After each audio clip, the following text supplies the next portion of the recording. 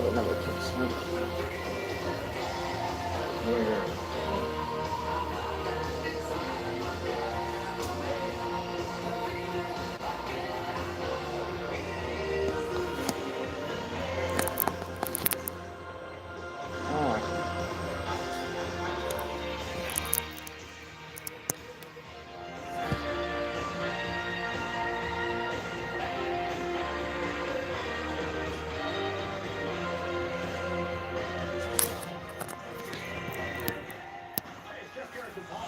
On how you could see Aerosmith live. Okay. We want to know what Change you it. do for Aerosmith.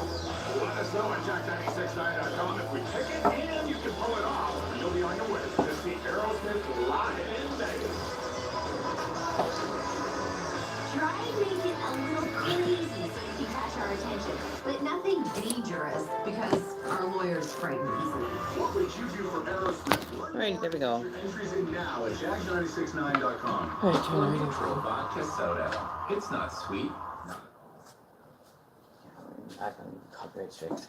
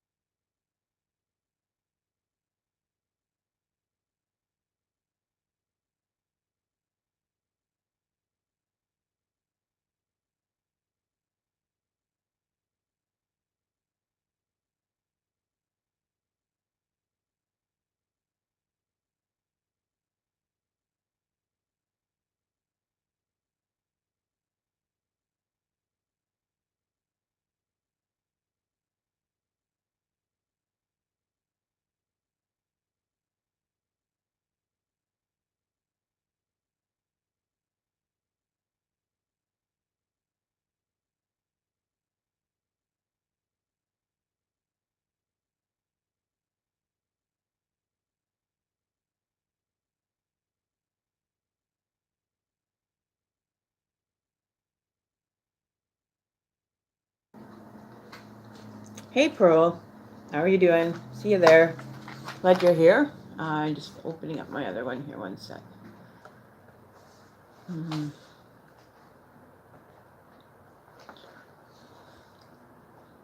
we go.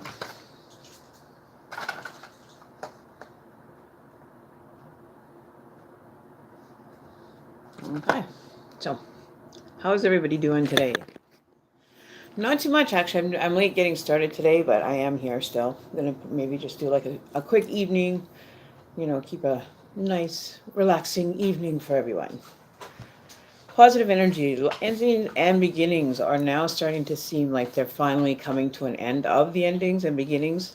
It seems like we're just finally getting our foothold again on, our spiritual selves from, all of last year's energy, still trying to get it going, dissipating it, which is good. I found that this year is going by really quick as well again. So, we're having to move a little bit faster with our journeys or experiences. Yeah, so, oops, I got a coffee ground in my coffee. So cheers to you guys tonight. We'll get started here doing our smudge. What to do our smudge for everybody. So who else is here? Daisy's here. Hey Daisy. Hey Kay. Pearl and Akasha. I never can say that right, I don't think. So I don't want to end up saying it wrong. So I'll get this being started with the fire. Alright, so that over there. So yeah, so how is everybody else doing? What has everybody's day been like? Have you guys had a really good day? Anything new happening for you guys as well? Oh, are you having wine, you silly little woman? That's not fair. If you're having wine, I want some. Send some on over this way. No, I'm just doing the coffee buzz thing tonight.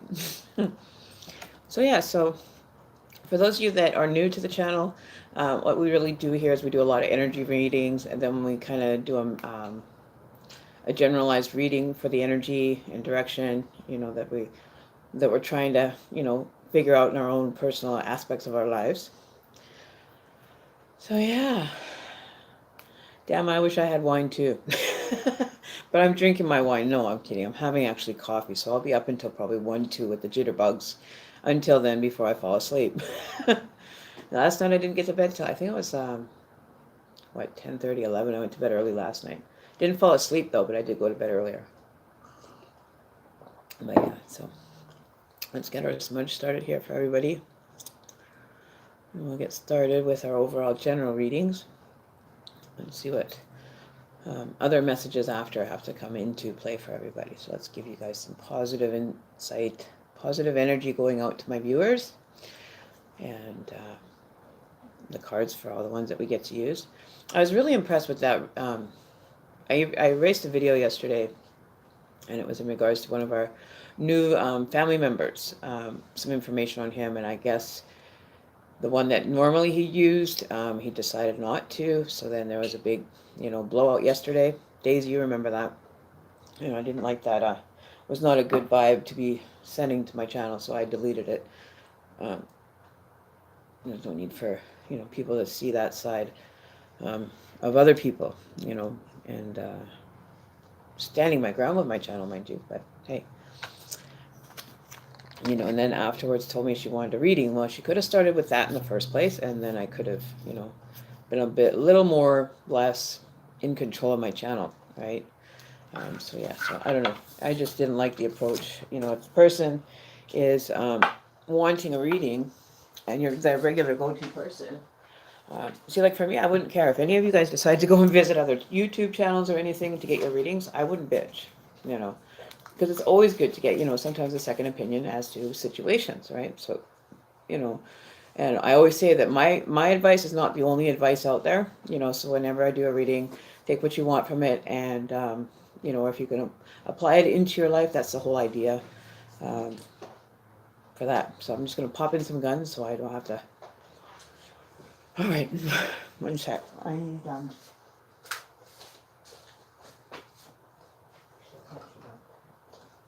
Actually, I can't chew the gum.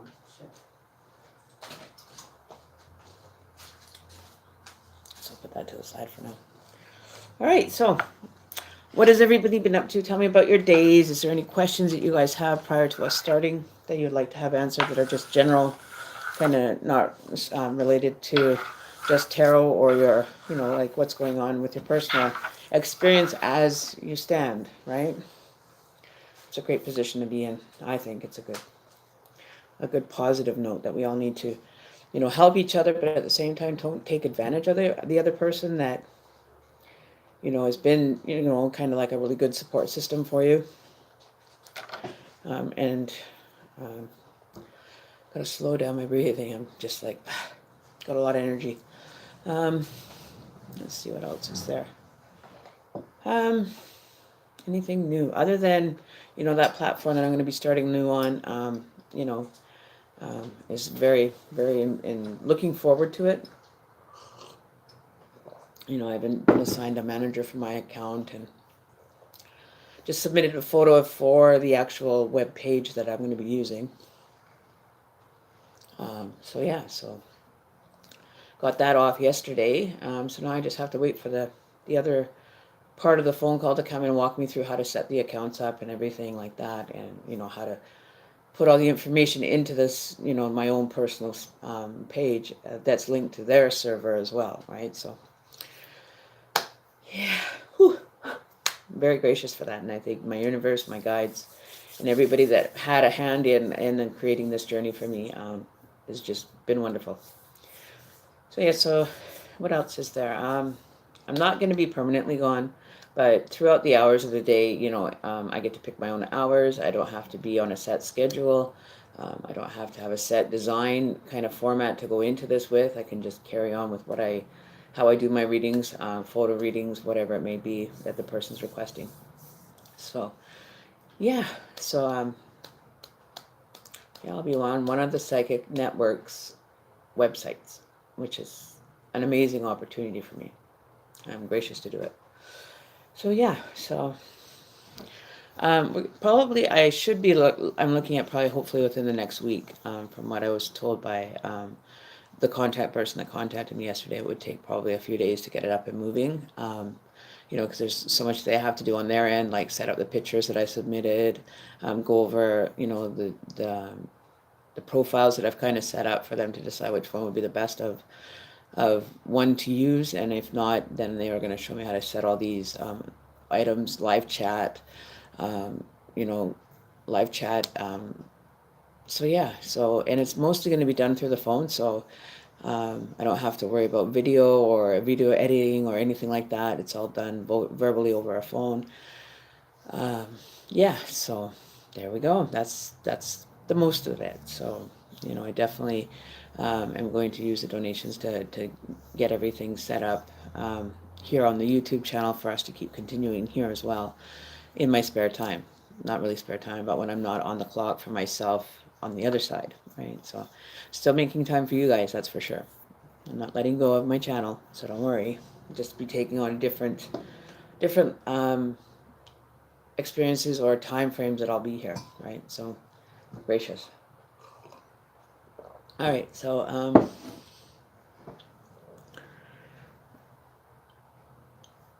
yeah, thanks Daisy for that, because it was very uncalled for, especially calling me an evil person. That was what broke the camel's back for me on that one. I didn't even engage after that. But to call me an evil person, I had to think about that for a while, because I thought, is there something that I'm missing here in this conversation that, comes in here and starts talking to one of her clients that was on her side or on her page a lot and has done a lot of readings for this person, but maybe this person just wanted a way to have a different perspective put into it, right? So yeah, the endings and the new beginnings, and a lot of people are going to be getting those new beginnings coming through, I believe, probably, hopefully, this month with the retrograde and everything happening. Everything just seems to be out of sync. So you have to really focus on your meditation, syncing yourself back into the vibration, especially if you're one that has been affected by the daylight savings time. I'm always like an hour late now, thinking that it's like 7, because I'm so used to like the, when the sun sets and stuff, you kind of get, I usually work without a clock. I don't have to usually keep a constant reminder of a clock on, but I'm usually usually in the same kind of energy, but I'm still not getting used to that springing ahead. So it's really only like 7:45 for me right now is what it would be. It'd be like 7:41, but we lost that hour. So yeah, what else? What else is there? I don't know. Is there anything that you guys are kind of wondering about or anything? So, and I am going to email the person that was involved with it. We're not going to name names in this, but, the ones that were there that know, had seen and were witness to the experience. But yeah, no, I am going to still email the person that it affected to let them know that that doesn't affect anything in regards to, their energy being our part of us, our family or unit. You know what I mean? I think he was put in a very uncomfortable position from that, and when you don't know how somebody's channel works, for you to come on and just start rattling saying that I'll help you with that.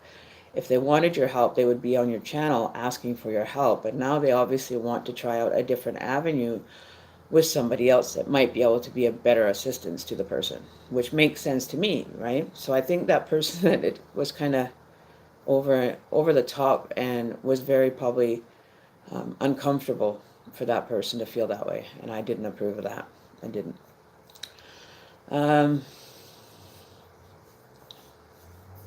Yeah, so but I think we handled it pretty well. I went off and showed that I'm not going to have somebody, kind of walking onto my page and just wanting to do as they so choose. This is not your channel. This is not your information. This is not your forum to be voicing anything towards anybody that happens to come for information, right? So let's keep it at that.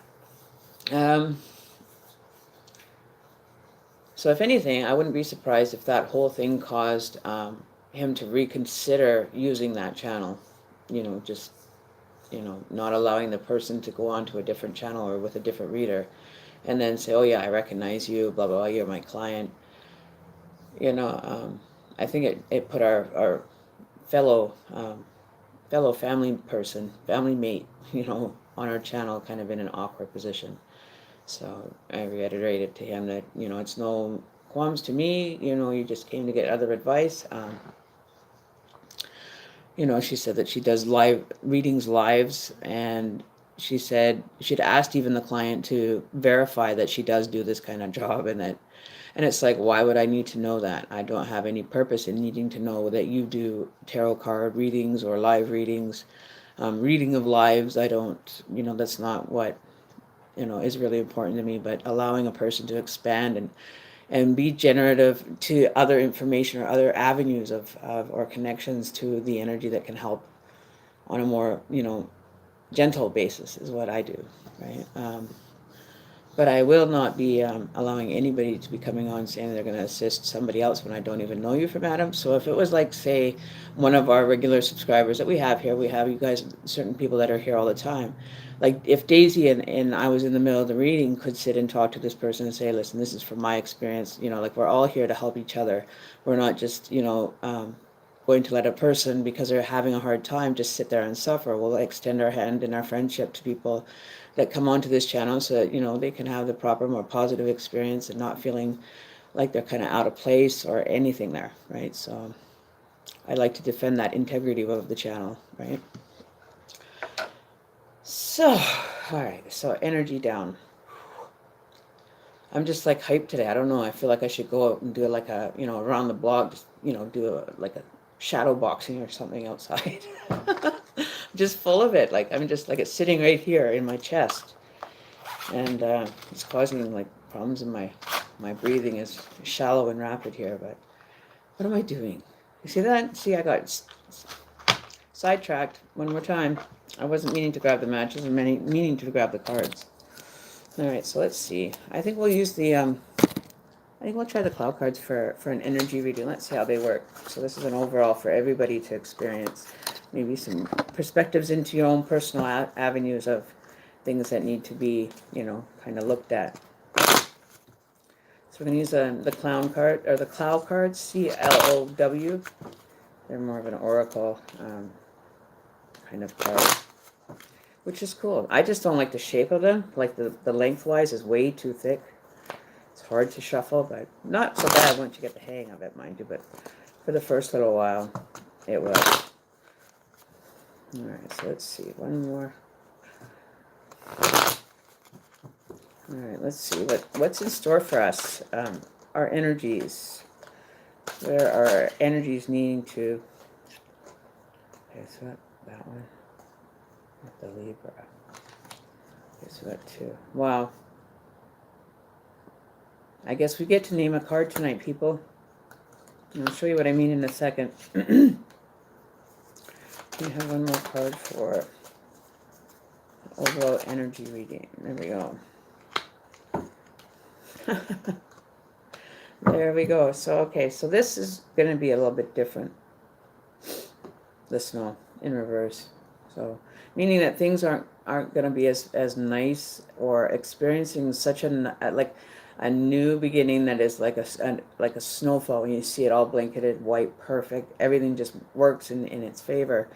But that we're kind of in a reverse feeling for that. We're just not focusing on that new beginning quite yet. So there's some people that are still clearing out energy. That you have to cleanse and then it turns to water, so it's kind of like cleansing but offering protection at the same time. If you were the ground, and it would be blanketing you, offering protection, offering a clean new start or clean slate. Could also be meaning that it's doing the protection of you, and then it's also cleansing you when it melts, so it's clarifying you as a person. It's just like taking a shower, but not being covered in snow at first, but your protection layer that you always have to keep around you when you're doing going out and interacting with people on the outside, right? But this card here, we're gonna have to come up with a name for this one, because this one doesn't have a name. And that's where I see also as well with the snow, how the protection is protecting the heart in the center, right? So this could also mean like a dual, like a north and south or up and down kind of energy that's offering protection all the way around.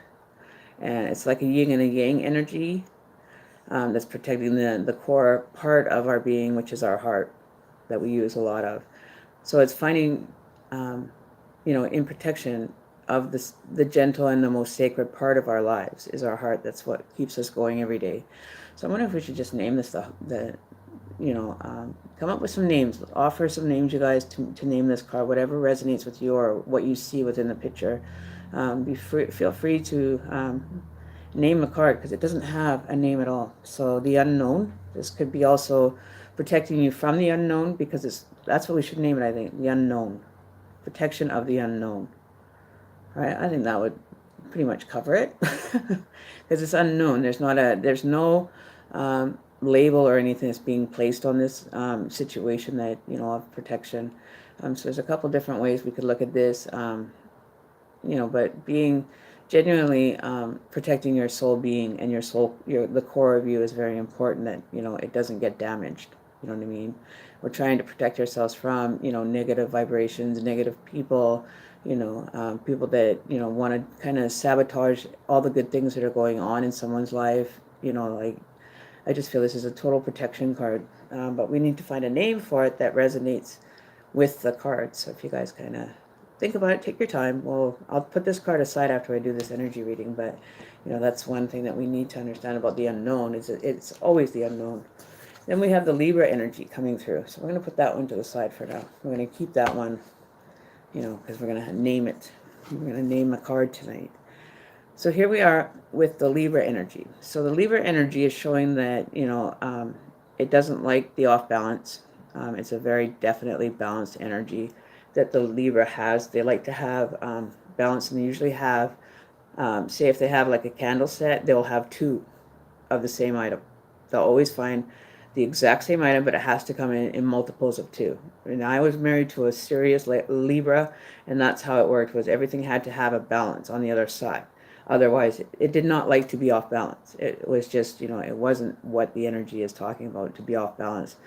But to be able to offer the balance between the two elements that we mostly see of is the sun and the moon, right? So those are really the only two elements that are that have any effect on us as a human race, or vibrationally.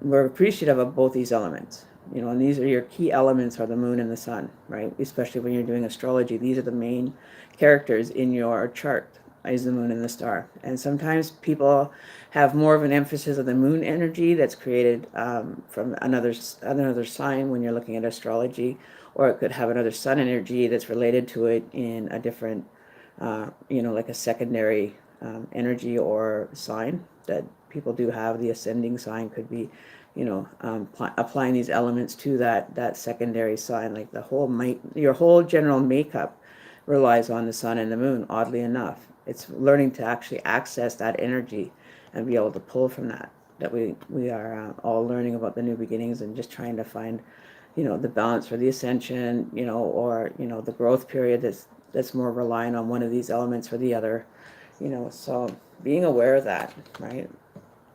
The balance and the need for having to have both things in our existence to survive, really, like the sun and the moon. You got to have both to get, here. You know what I mean? Like you're I don't know how to put it into words now. It just slipped my mind. But you're sitting out there and you're trying to find, okay, this is getting too much. This is like so many things are happening to me in this way, and so many things are happening to me in this way, and just trying to group them together to find out which ones really need to be taken care of, which ones are really needing to be let go for the time being to, kind of manifest on their own.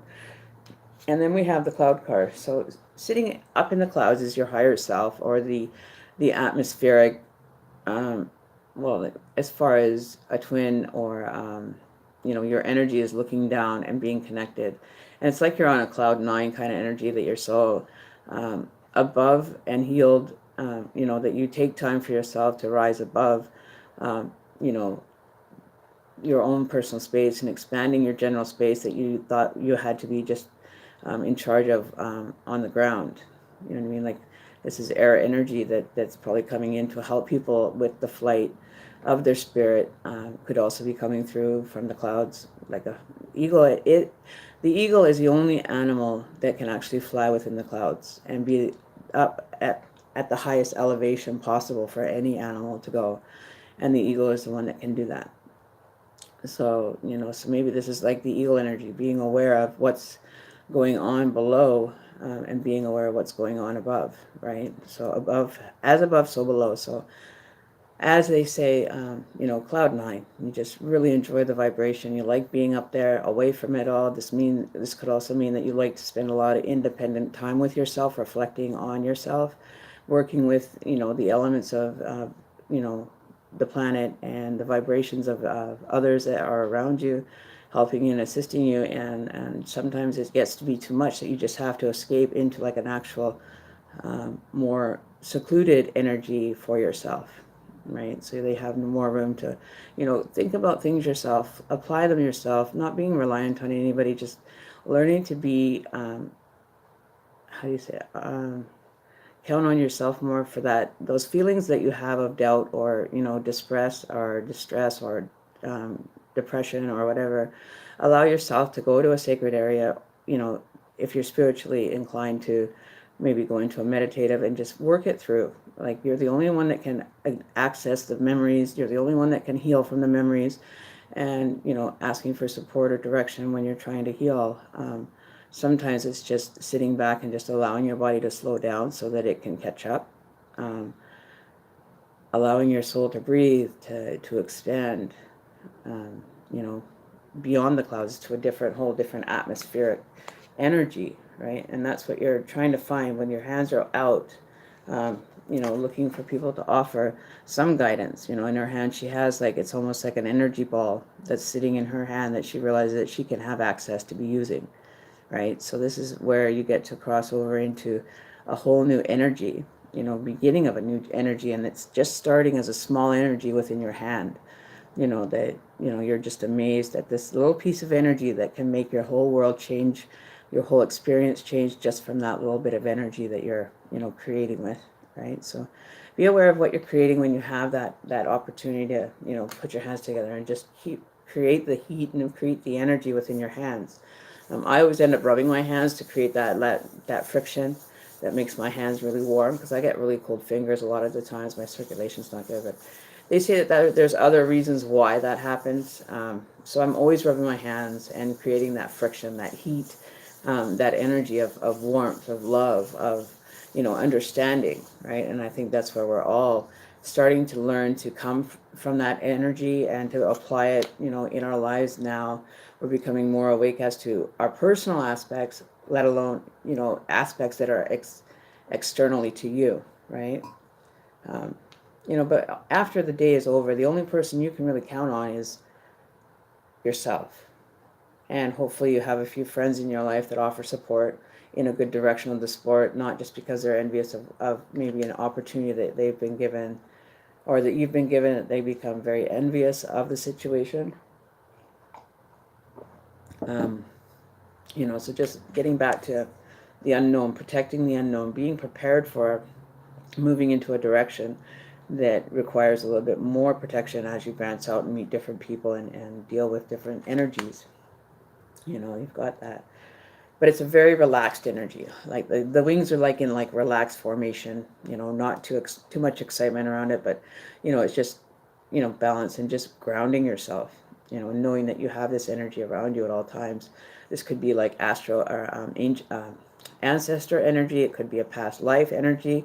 Could be a relative or an ancestor that's, currently in the spirit world, that's trying to show you that, you need to protect the core of you to be able to move forward. That's what keeps you going, is your heart. Your heart beats, you keep moving, you keep breathing. It's the whole core energy of a human being is their heart, that we all need to be looking more closely at, protecting our feelings, protecting our internal, battles with yourself, and understanding that that is what keeps you going, that you're not going to let anybody just jump on in and just take it and ravage it and, treat it like garbage, right? It's very protected now. You understand that you need to protect that energy to keep moving forward, right? And then I see, like, on the top there's a sun up above and a moon down below. As above, so below.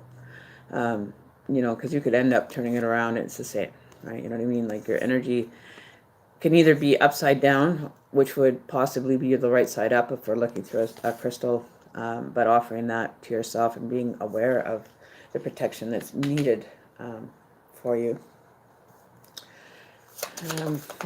Let's see what we have for outcome card of the day. What is the outcome that we should be focusing on? Here we go. Okay, so this will be your, after, the understanding part has been created and is now in place. This is what the outcome for the future, or we've got the wild card with the unknown wild. There's the wild card. And then we have the maze. So feeling that, you have to go through certain aspects of your life and end up having to do things that sometimes you aren't really fond of having to do. Like, people aren't, really into running a maze, but all your life you've been running a maze up until this point. It's just a matter of retracing your steps to, find a different direction, or, make a better decisions. Be careful of the decisions or actions or reactions that you are taking. They may have you come to a dead end stop, because you went down the wrong way, which is okay, because you can always retrace, rewind, and try a different path, and that's what life's about. It's offering you the past, the experiences, the energy, and the environment to do that safely in, right? Then we have the time. So realizing that time is not as it's perceived when you reach to the different levels of existence or dimensions. Like for me, I don't really even need a clock, other than to check in on it when I'm doing my YouTube videos, as to, I'll check it like maybe once or twice a day, look at my clock that's behind me, right? And luckily, I got really screwed up the other morning, because we had the daylight savings go back, and I had my clock as a different number, my microwave was a different number, my actual one behind me was a different number, my phone was a different number, and I was like, okay, so how do I know which one's right? So then I just, went and had to go Google it, because I was just like unaware of even the time zone change, the good daylight savings, right? So time, allowing yourself to balance the time, like there's an equal amount in one part of the time, whatever you call these little lamp things, or the little timer things, and allowing the balance within them for this energy to flow properly, right? And I think that's what you need to just let it go, let it do what it's supposed to do on its own, but keep a close hand on it, because it is energy. So allowing it to flow through the sands of the hourglass. These are the days of our lives, but not being so focused on a time frame, do it based as if you never had a clock in your life or never knew how to have to tell time. You just feel the vibration and feel where it needs to be. You're not really concerned about it. You're kind of looking past that and looking forward to really, time really doesn't have any factor on your situation, right? The only factor it has is you're ticking away and you're still going. It doesn't put pause on your spirit, doesn't put pause on your lifetime. Your lifetime is still going. It's whether you want to stay moving within it and keep moving within it, on a positive, more directional, that's healing, self-supporting. Even if you've had to just totally rip yourself down to build that stronger foundation up, right? And then we have the freeze. So there you go. So like I was saying, we aren't allowed to be just standing here doing nothing and just like you go into the fight or flight motion when something is being forwarded or something along that line. Like we have the fly here as the last card in the reading, which is below the heart with the wings. So allowing your heart to fly. So, okay, so now I've got this, the freezing. Let's see, the fly.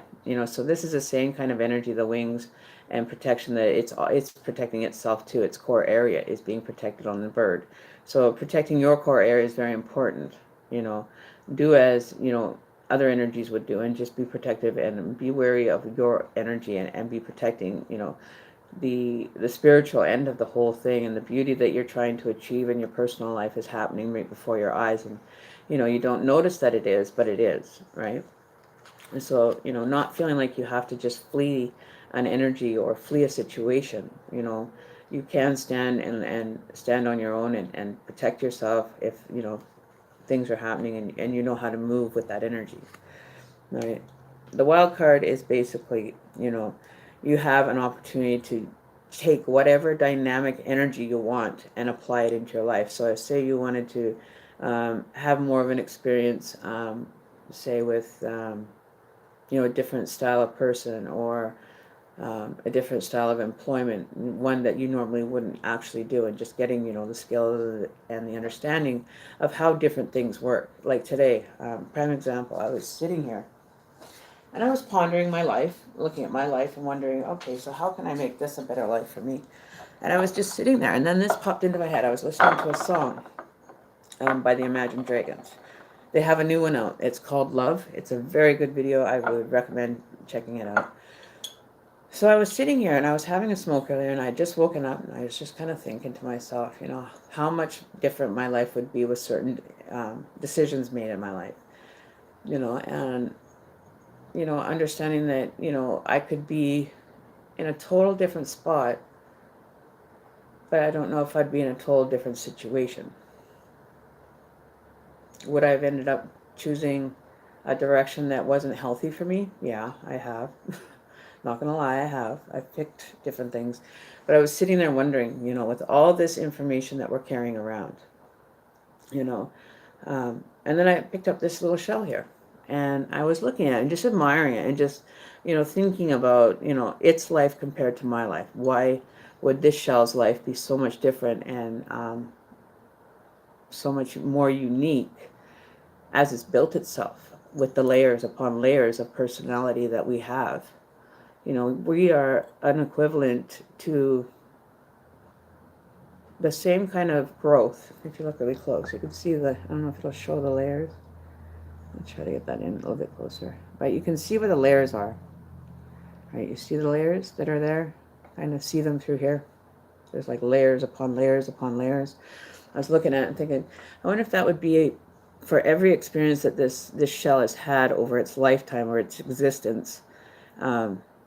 Bringing something, beautiful into the world, like an oyster. Like this is like an oyster shell. But just looking at the layers upon layers upon layers of, genetic information within the shell that it knew how to grow itself. But not really having, a soul or a spirit to assist in that. You know what I mean? Like, it just boggles my mind that even an aquatic situation, that's layered, like a human being layers their experience. Like mine, if I was to put all my experiences and lay them out like a shell did, I would be like this big of a shell. You wouldn't even be able to call me shell. I'd just be like, grow and grow and grow and grow. But this little shell, I wonder if I took him back to the ocean, if that would rejuvenate it. Or will it just, it doesn't have a soul. So how did it manage to know to grow itself in layers for protecting the sacred package, or the thing that comes in, like the oyster or a pearl, or whatever, how it knows to do all that, you know, without a soul? Or like, I don't think a shell has a brain, and I don't think it has the bone structure that a human does, but it can still layer itself with experiences and information as a person would, right? So that's what I was kind of wondering about yesterday or this morning, looking at this little shell and seeing how can I relate this to my life. And that's what I came up with, is that the layers of information that you have that are just sealed to you, it's just strictly your energy that's been layered upon layer upon layer. Your growth, your experiences, your life have been layers upon layers, and now it's time to clear the layers away, kind of clean everything up so it looks, point on point for your experiences and the new beginning that's coming through, and to be appreciated, like this shell's probably appreciating that it's with me, and not having to be, kind of left alone in the, you know, giant ocean. But I'm just saying, But I find it very mesmerizing that this shell knew how to grow without a brain, without a soul, without anything to interact with it, but knew to protect its special inside, whether it be an oyster, pearl, or whatever its job was, and its job's over, right? So that's kind of like the way I look at my life, is that I come upon layers, and I have these layers that I can share with everybody, and chip off one by one, the ones that I didn't like, or the information I didn't want to look back to in my life that has no relevancy in my life today. um, but appreciating, the most naturalist of energies. Like, this is just the basic version of a life. Can my life be that exciting? Can my life be that boring? Can I still be growing and advancing, at a faster rate than, what I should be? Can I use any of these experiences in my life that have been, sealed to me for the rest of my life, the rest of my existence, but still having an existence here? I go deep when I start dealing with, like, the live thing, and people's lives and personalities and past experiences. It makes you wonder, how layered are we as a human being race? And that's where, that what did I say on the other video there? It's emotional constipation, that maybe we've layered too much of that on us, and now we can't just strip it away anymore. We have to chip it away. You know what I mean? Like, it's just become something that's been so attached to you, it's hard to let go, because it's been with you for so long, right? So it's like a shell. The layers, we just go and, put a new layer on top of that layer, and just expanding and growing in a direction, right? Because this snail is growing outwardly. Like, you can see that it's growing outwardly, in all directions. That's what your soul is doing in your body, is it's moving in all different directions, and you have to be in tune to picking up on those vibrations for yourself, to expand, to move, to grow, and not feel complacent as you're stuck in one spot, right? Regardless, even the simple shell can get, action moving in their life, and not even being of a human race, or aquatic race, but, they don't have, bones or brain or thought, like, where did it come from? How did it know to create itself like this? These are the things that I ask myself, and get myself thinking about, to a better understanding how things work, that, you normally wouldn't look at in that aspect, right? So maybe that's what it's telling us, take a minute, stop, look at what's been going on for you in your life. And, everything around you has messages and questions that, maybe you can answer, maybe you can't, or maybe you're seeking the answer that certain thing that can give you the answer has. um, and just be able to just want to know the information. You don't have to feel silly for asking. Oh, I got somebody at my door here, so give me 1 second, guys. 1 sec. Oops.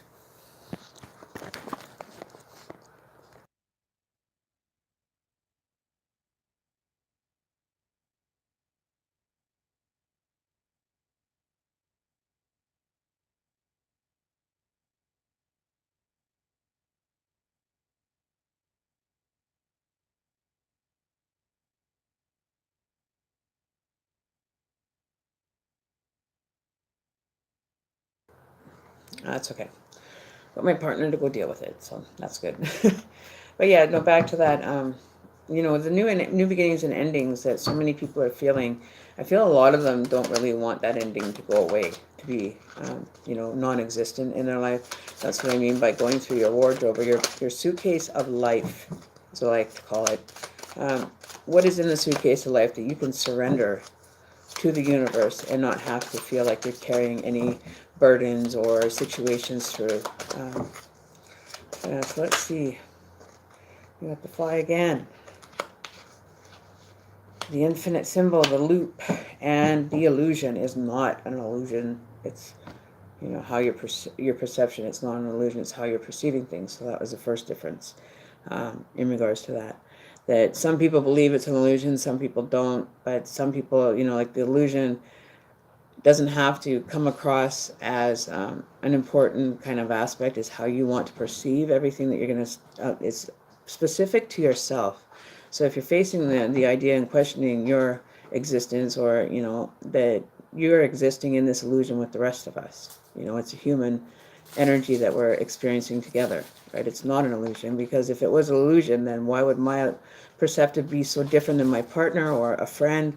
If we're looking and we're standing on the same side of a wall and looking outwardly, it's all looks the same to everybody, just a bit different kind of what they call a different angle of viewing, right? So their perception will be a little bit different than yours. Of what they're seeing or what they're looking at that time is never going to be the same as yours. But you'll have a general overall idea of what it looks like, but it's based on your experiences that you're experiencing.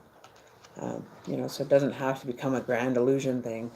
And dealing with this, the infinite cycle of your soul is always returning back to the main position that it ever took, right? So you have the white, the dark, and traveling through these energies and understanding them to a better use of your life is definitely a benefit. You get to choose which one you want to start with, which one you want a direction or advice on. Maybe you're entering the dark side of the loop, the shadow side, or you're entering in the outwardly expressed side, which is the light side. And just learning that these energies are always around us. They're always moving, flying or having emotion. They have emotion that they're traveling in, whether it be noticeable in the unseen world as much as it's as seen. You never can understand a different person's view unless they vocalize it. You can ask the universe for anything in your life. If you vocalize it, it usually will end up landing in your lap. At least it does for people that I know that I've explained that to and have let them go and experience for themselves. So try it. Definitely try what it's like when you vocalize your expectations or your wants, your needs, your dreams. You must put a vibration into the universe for it to be resonating with, the resonation of, the source energy, right? Send it with good intentions. Don't forget the intentions have to be there. The detailed overall energy that you're requesting of from the universe. And just, you could sit here and in your own time just be like sitting there and just, oh, that would be nice to have that, be nice to have that taken care of. It would be nice to have this be able to come into my life, or I wish that I could have, a better opportunity to achieve something. You know what I mean? Like you have vocalizing the energy out and into the universe and making the requests, so all the universe can do is work its magic for you and be of in support for you, right? All right, so just allowing yourself to feel the energy, meditate, and you can feel yourself tingling everywhere. Practice a lot of meditation for the first little while. I feel that, some people aren't really have that experience yet, but I was doing it. I was doing the advanced meditations, and there were times where I wasn't even doing meditation, but I would close my eyes, do some breathing technique, and shortly after, I would experience my whole body vibrating, the vibration of it all. The duality of your energy. The present, or the past, the future, and you in the middle, the now, is what I think. As well as the Gemini dual symbol, right? The duality of a human soul has both sides, all sides, even a core middle that, adjoins the two.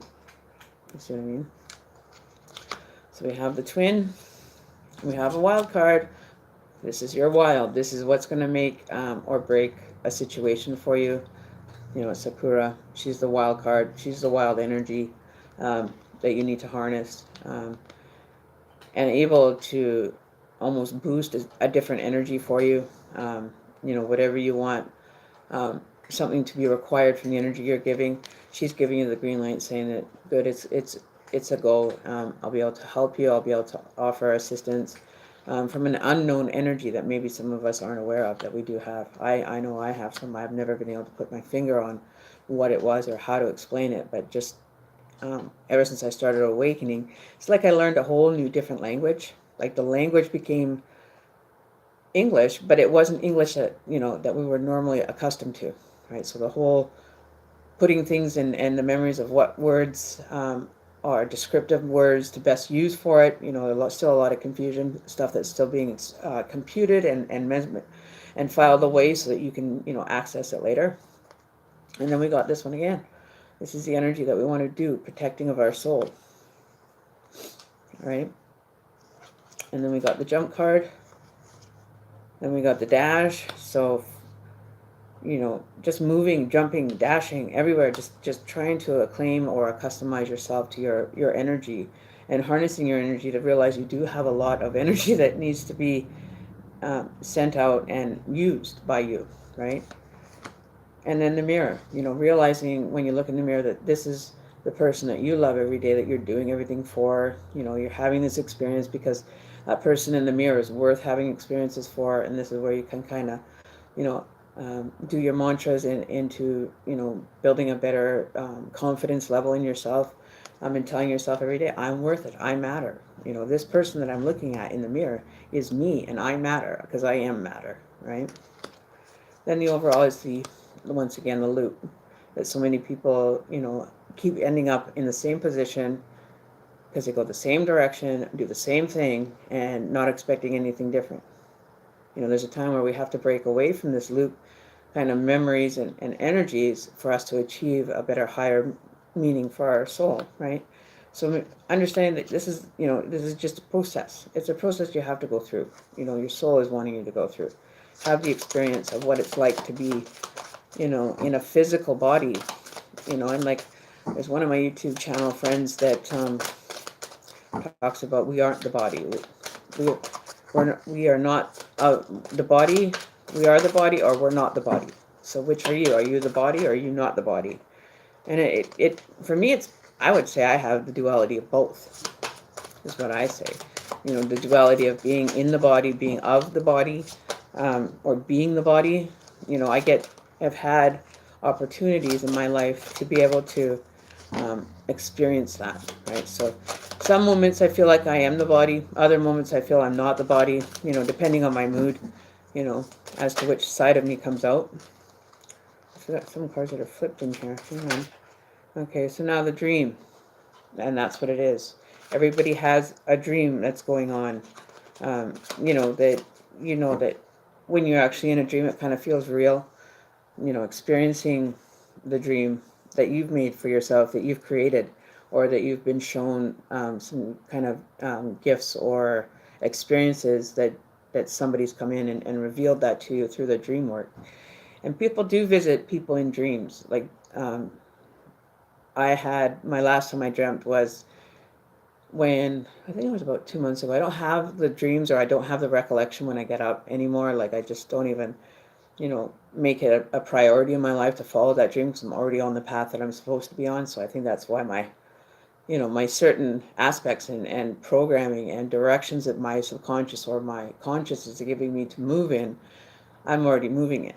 So that's why I don't feel that I have any more wishes or dreams or experiences that I want at this point of my life to be moving in this direction that I've already created for myself and took the actions to be able to be in this situation that I'm moving into, a more positive, more fulfilling energy level, you know, that's going to give me more fulfillment from doing the, you know, doing another work and applying it, you know. So it's paid off. It's paid off in its own special little way. All right. So let's see. you know, and that's the way I look at life. Like we all have layers where, we've got like the first, second, third, fourth. I don't even know how many layers of skin an actual human skin has. So I'll have to check that one out, or if somebody knows. How many multitude layers are you on top of just not being the physical layer, but how many layers for the emotional level, for, the emotional experiences that happen within? How many layers are your subconscious? How many layers is your consciousness or conscious actually be? How many layers of a brain does a brain have? Like it makes you wonder, like how many layers do you have to literally go through to actually achieve something? You know what I mean? Like surrounding yourself with protection is protecting you from the elements, but it's protecting you from anything to be able to come in as well, is the way I look at it. That's why I don't really look at protection when I do my readings. I don't actually, um, do a massive protection on myself. I just protect when I do my smudges is that, I speak truth, I feel the truth and nothing but the truth. I reserve the envies of people watching over my shoulder that are trying to, kind of manipulate the situation for me.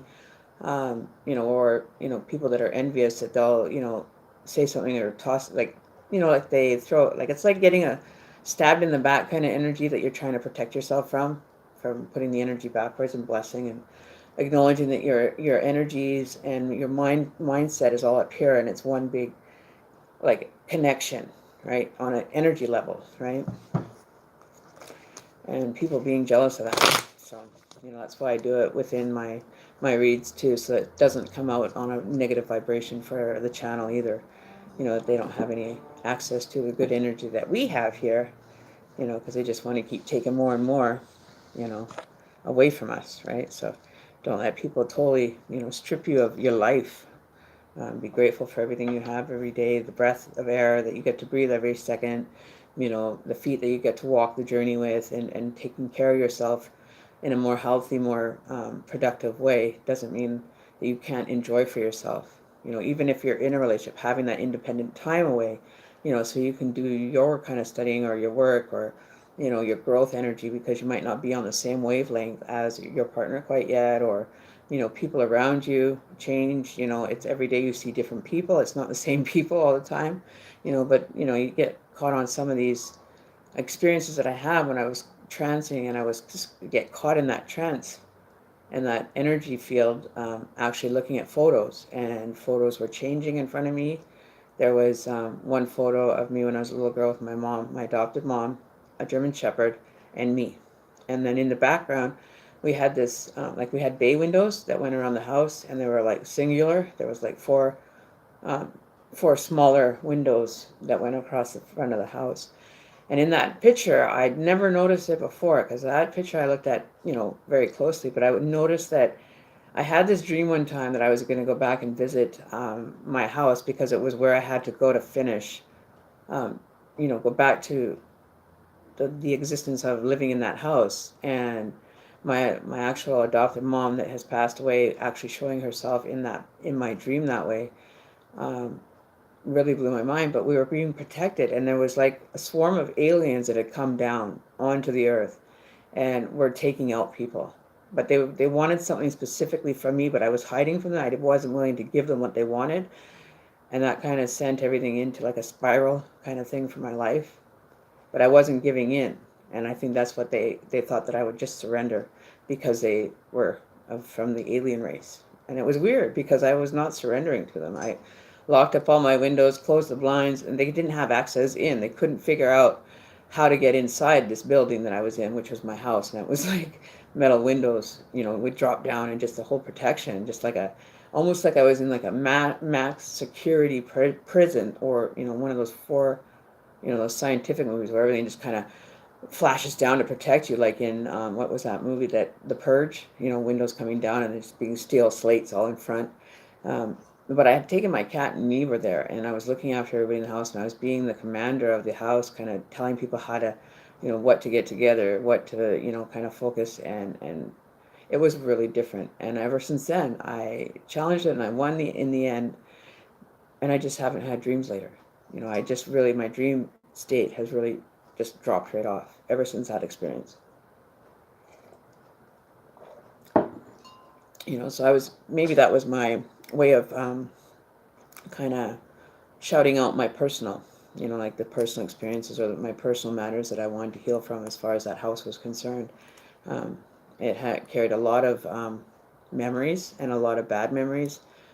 So I think maybe that's why I went back to revisit, that all the memories were coming to, for me to have to look at, but I defeated it by standing my ground and saying, no, I'm not going to have to repeat this or feel this again in my life. I can shut it out now and just let it go. It's not something that I have to carry around in my life because it doesn't serve me any purpose, right? But after that, I noticed that when I looked in the picture that there was one bay window, and my cat, the gray and white one that I showed you guys the other night, was sitting in that window. Now, how would her energy be able to be perceived into that house? Because she's never been there. But she was being shown the gray and the white. It wasn't focused in on her, but you could tell where the gray and white were. And you could tell that it was a small animal on a window ledge, which freaked me out. So, yeah. If there's anything else you guys want to even know about experiences, or tell me about your experiences, if you need help to understand them, or somebody to help decode the information, feel free to ask. That's what I'm here for. Experiences, the subconscious attaching itself to the conscious of myself now. I think that it's too in tune and in line for my subconscious to be able to kind of put out there an aspect or a meaning to the experience, right? So that's the overall energy reading for today. For many people, see what tomorrow has in store. We get tomorrow's energy for Thursday. Okay, so we got the Libra, the light, and the windy. So we have the light in reverse. Trying to understand, that you have the balance, you have the tools to break free from the darkness. You have both the tools, the sun and the moon, you have access to both energies. Or sorry, it looks like the sun and wind. Like it looks like the wind blowing up some clouds right there. Hang on if I can focus in on that. Right, there's like sun on the one side and, kind of the wind on the energy and the windy energy. Guarding yourself from being whisked away. I'll have to look up the meaning of that.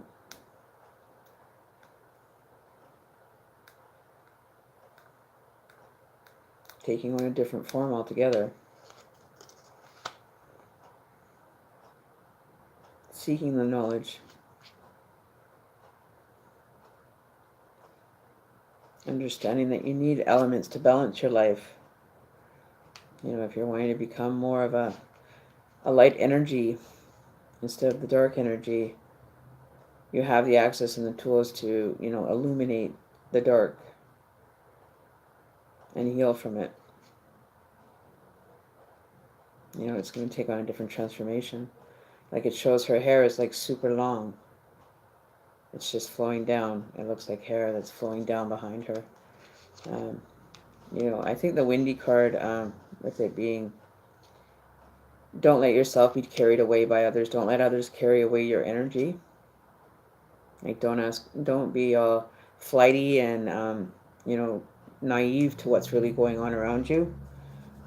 Protect yourself from harm. Like a tornado can cause a lot of damage. So if you end up getting like a tornado energy coming towards you that's trying to destroy or be destructive in their soul being, like that somebody is trying to destruct and take whatever they can with them, right? So that's what I'm hearing from the windy, is just trying to find the balance and the off switch, for when things get too chaotic or too high energy that you can't handle it, having a turning off switch, right?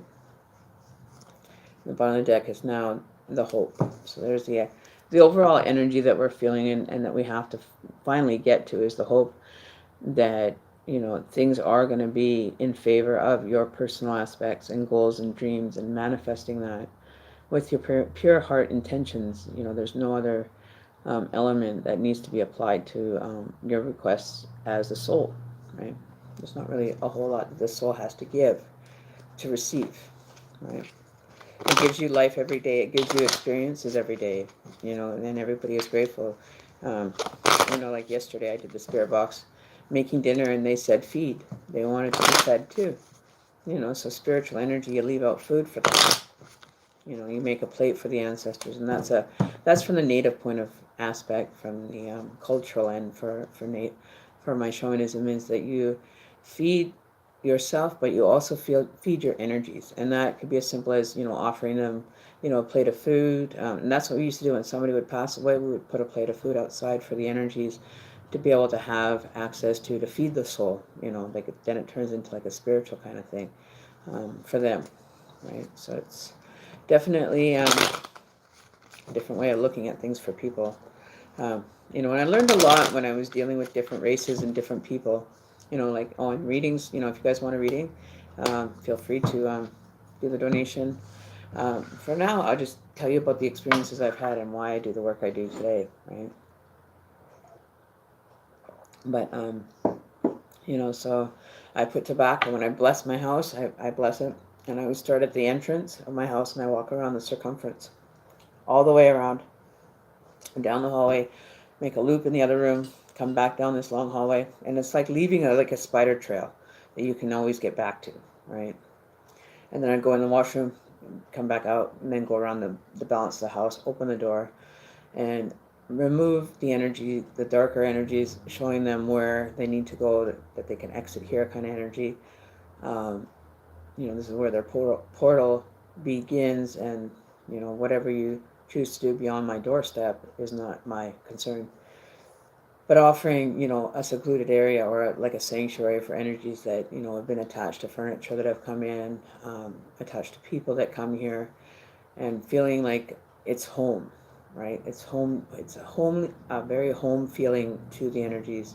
I've even had people come in and say, wow, this is really weird that it seems so calm and cool in here. There's no tension. You know what I mean? It's when my brother brought this girl over, and she was actually shocked at how calm and everything the energy was within the home. And that's what I try to keep it as. I try not to get myself worked up or caught up in the drama or the situation that's being played out in front of me, right? So just taking a step back when things come to that energy level, I'll step away. I'm not going to engage in it. It's pointless to engage in that energy. Unless you're confident enough to win it, then challenge it if you wish. Your experiences can always be challenged, and try to gain an understanding for why things are the way they are. Is a chore in itself. But imagining that I was a shell for a moment and just thinking, meditated on it. And it was just bizarre that, you still have life, or something that's been created for a life. Does it really have a life though? Is it just there for creation? Like, is our generation just, gonna go out with no reintegrating the basics, how to even plant a field? Like, our generation now, they are too electronic. What if we lost the whole economy, or the whole electronic field, power grids went out, and we had no access to our phones, we had no access to get anywhere? How much would you actually be able to pull out and say, oh yeah, I can do this, I can do that, and I can do this and this and this? When was the last time you tried though? You know what I mean? Like, we spend so much time, worrying about what's really going on with everybody else's life than what we're focusing on in our own. And seeing if things work for other people is when you can apply it into your life, that you're applying it with a good intention. It is energy, it is experience. It's something that you can experience, or choose to at least experience. Right? So yeah, be creating. Whatever the energy wants you to create. If you feel like you want to get making, like doing a different line of employment, or you want to join a rock band, or you know what I mean, like making the decisions that will help balance out your fulfillment that you're receiving within your life on a daily basis.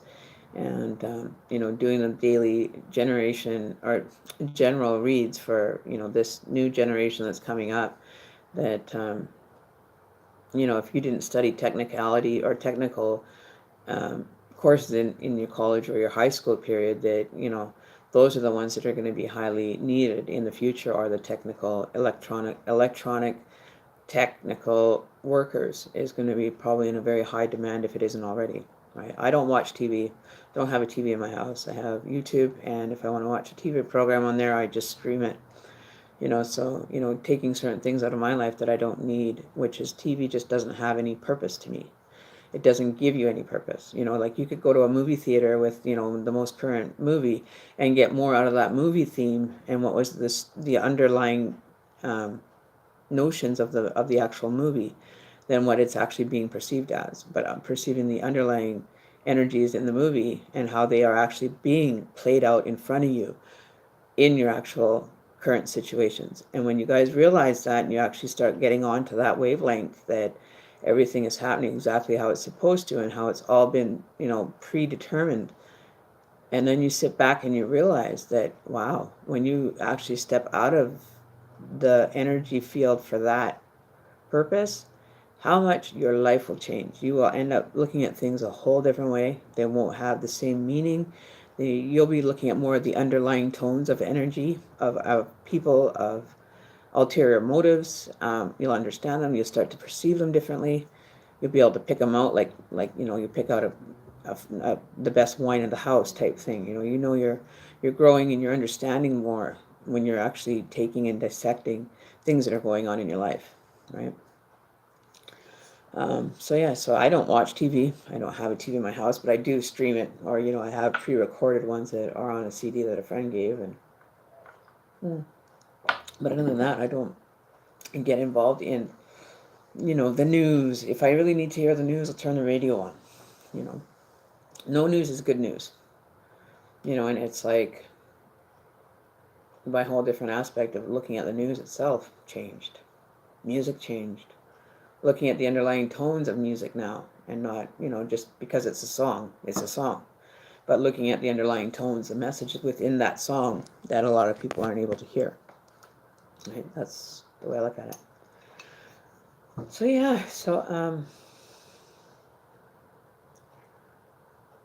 We're all moving in a more happier direction. We're all getting these new beginnings, are actually starting to actually manifest and actually reveal themselves, or coming into view, I think is the best word, coming into view of the energy and the experience that you want to experience, right? And we have the sun and moon, our two elements that we were required to function on a daily basis, that we can count on giving us every day. We can count on the moonlight, we can count on the sun, and just having, energy from correlating those two, even just dealing with the energy from that can be overwhelming for some people that are very, have opened up their avenue, or their, what would you call that? It's almost like, I don't know, you absorb it through every pore of your body, though. Like every single pore that you have on your body, you are absorbing energy. That's a lot of open areas that can actually help generate more energy, right? From heat, from, sunlight, and allowing it to cool off during the evenings. You know what I mean? Like it's like it's like going swimming. You go into like the jacuzzi for half an hour and you just get so hot because the day is so hot. Then you come to night and then it's like so cooled off. And like the summertime when you can't sleep and you can't get anything done because it's too hot. But then when it gets to be like 3, 4 in the morning, when it's at its coolest state, before the crisp morning that comes out, and it just changes everything. Like those little elements that we would have to be needing if we were to go back to simple basics and having to actually plant our own fields and stuff. We would need the water source, we'd need the sun, we need the moon, like all these energies that are available, that are very, you only need to make access of like one at a time. You don't have to access like 10 different ones, because you need to have certain things going on in your life, right? So I think of myself, I'm just a shell. That's all I have. That's all me. It's all me. It's all me in there. But like being tough and protecting ourselves, and looking after the feeling, but still having some beauty, some shine to it. Like look at that. This shell is absolutely just totally. It's like a giant creation of elements. See how big it was at one point, And then all these lines that go across, and go down all the way, that this element right here, this one core piece right here, was the beginning of this shell. You know, it was the beginning. Like this little spot here, it was like it was just the beginning, and everything just fanned out after that as it grew and absorbed more energy and more, you know, particles from the ocean, to be able to grow. But knowing how to grow, that just, you know, looks like a giant crater from Mars or somewhere, though. You know, like a moon landing kind of level. You know what I mean? Daisy, you meditated and saw a shell. Did you really? That's bizarre. And we're talking about shells on the channel tonight. You know, that's something else. You know, and how, yeah. Isn't that neat though? But you just like think about what it would be like. Like take 5 minutes right now, you guys, and just sit back and think, okay, if you were a shell, what would you want to look like? What would you want to be? How would you even know? You know, it doesn't know vanity. It doesn't know energy. It doesn't know, you know, it only knows vibration, if that, probably. It probably knows, you know, that it's supposed to be a certain energy at one time, and just found it and figured it out. And, you know, like it's like a secondary shell was made on top of this one. Because what you see right here, this one, it goes along here, it's all caved in, but it's all looks like the exact same as this side. But it was like there was another shell that got, you know, kind of blended into it right here. See that? How the other shell would have came and grew within it. Right? So there's the outside of it, and here's the inside. So there was like 2-for-1 deal here. We got a 2-for-1, but, you know, and having another shell, you know, kind of clamping into it and growing into it and being part of it. Hey, it looks like there's a little baby in there. See, there's the head, there's the arms, there's the legs. It's like a little embryo angel was in here. Just by the way it was, you know, focused. It was weird.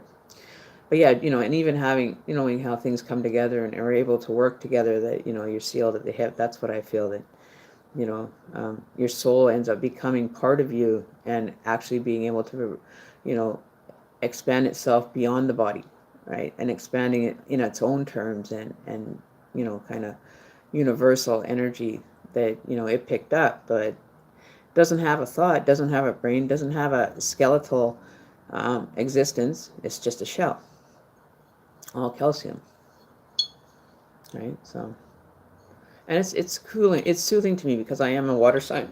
Having things like this around me really keep me balanced and grounded, you know, because, you know, I find it lately, it's been very hard to actually grasp what certain things are going on, but I grasp them, but it's like so surreal with the understanding and the knowledge that's been released from my subconscious into my waking reality. It's freaky. It's you're just in awe that the situation is as it is, or is being perceived as it is. You're like, you're just sitting there in awe with, like, how did this happen? Like you're reevaluating every situation and how it coincides with everything, and how it came to be part of your existence and being relevant to your situation at hand. Like the other night I mentioned about, you know, I was watching a movie about this island that just popped up in this movie that I watched, and then all of a sudden on my partner's phone it jumped up with a newspaper clipping about what they were hiding in the Indian Ocean, and how it became, just showed up one day as an island. Right, and then I saw this movie that I was watching, and it did the same thing. Don't know. I don't know. Did someone say free? We love 2-for-1. Yes, a day ago. We love 2-for-1. Yeah, isn't that so? But it's bizarre, you know, just to think that something that doesn't even have a conscious mind is able to manifest and create itself within our reality, or our, you know, it just makes you think about things differently, and how you're perceiving certain aspects of your personal self that you normally wouldn't think about, but taking time to actually sit back and look over yourself, even just take note of your human body and things that are within it while before you meditate. When you do that scan, that body scan, take a few minutes, shut the meditation off, and actually physically do it on your own, and scan from your head all the way down to your feet, focusing on energy and where it came from and why it's there and how do I know that it's there, because it is. It's tangible. And a lot of people are not being able to be creative with the non-tangible stuff that's going on, existing out of my personal space.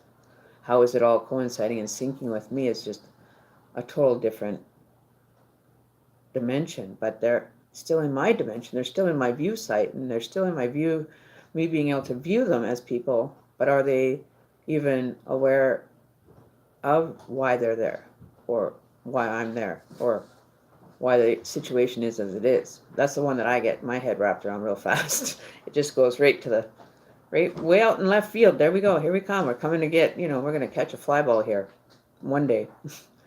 But yeah, it's just, just your existence. It's just, people think you go, right? When you're trying to even just understand your own physical, spiritual being and trying to coordinate them both into a one soul and being one wholehearted energy, whether other people are or not.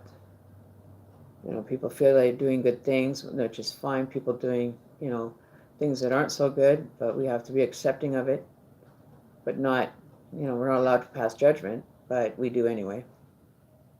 At least I know I do. I'm not going to lie. I still pass judgment on people that are, judgmental or racist. It puts me in a very kind of, how do you say, I go into a protective mode, even for that person I don't know. But if they were being harassed in public, I would step in and say, listen, this is not the place to be taking your personal avenue of strifes in a public place. This is, people don't need to hear what's going on in your personal life. You know what I mean? Like, but defending it, because it's, it doesn't have a voice for itself to have an understanding of why it is the way it is. Right? Nobody to offer the guidance or the insight as to, the actual elemental field of, the physical and the spiritual existence that we all, are trying to protect and keep in a good frame of mind, right? Oops. There we are. So I'm just going to pull out the female tarot, seeing as we have a lot of females in the house tonight. Hello to everybody. Sorry I haven't taken time to recognize you all here in the chat. So welcome tonight. We're just having a good evening. Hopefully we'll have, nobody showing up because they feel they need a reading and totally mess the energy.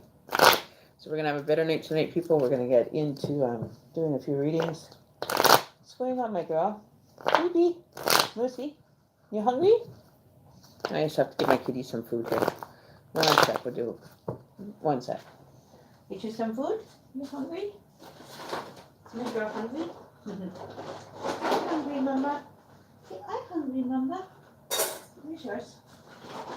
Where's baby? Baby outside still? There's babies. Alright. There you go. Yeah, she was hungry. That was my little muse. My little gray monkey is hungry hippo. I love my cats. They've got their own personalities. Even so, like, it's funny. They're like little beings. They take on kind of a human energy and kind of something in a way. You know what I mean? Like, they get their little personalities that shine through, and you're just like. Somebody told me one time, I was talking to them and I was talking about my animals, and this person had made the comment after I told him that I was having my cat was very sick, the last one from the last letter. He got like,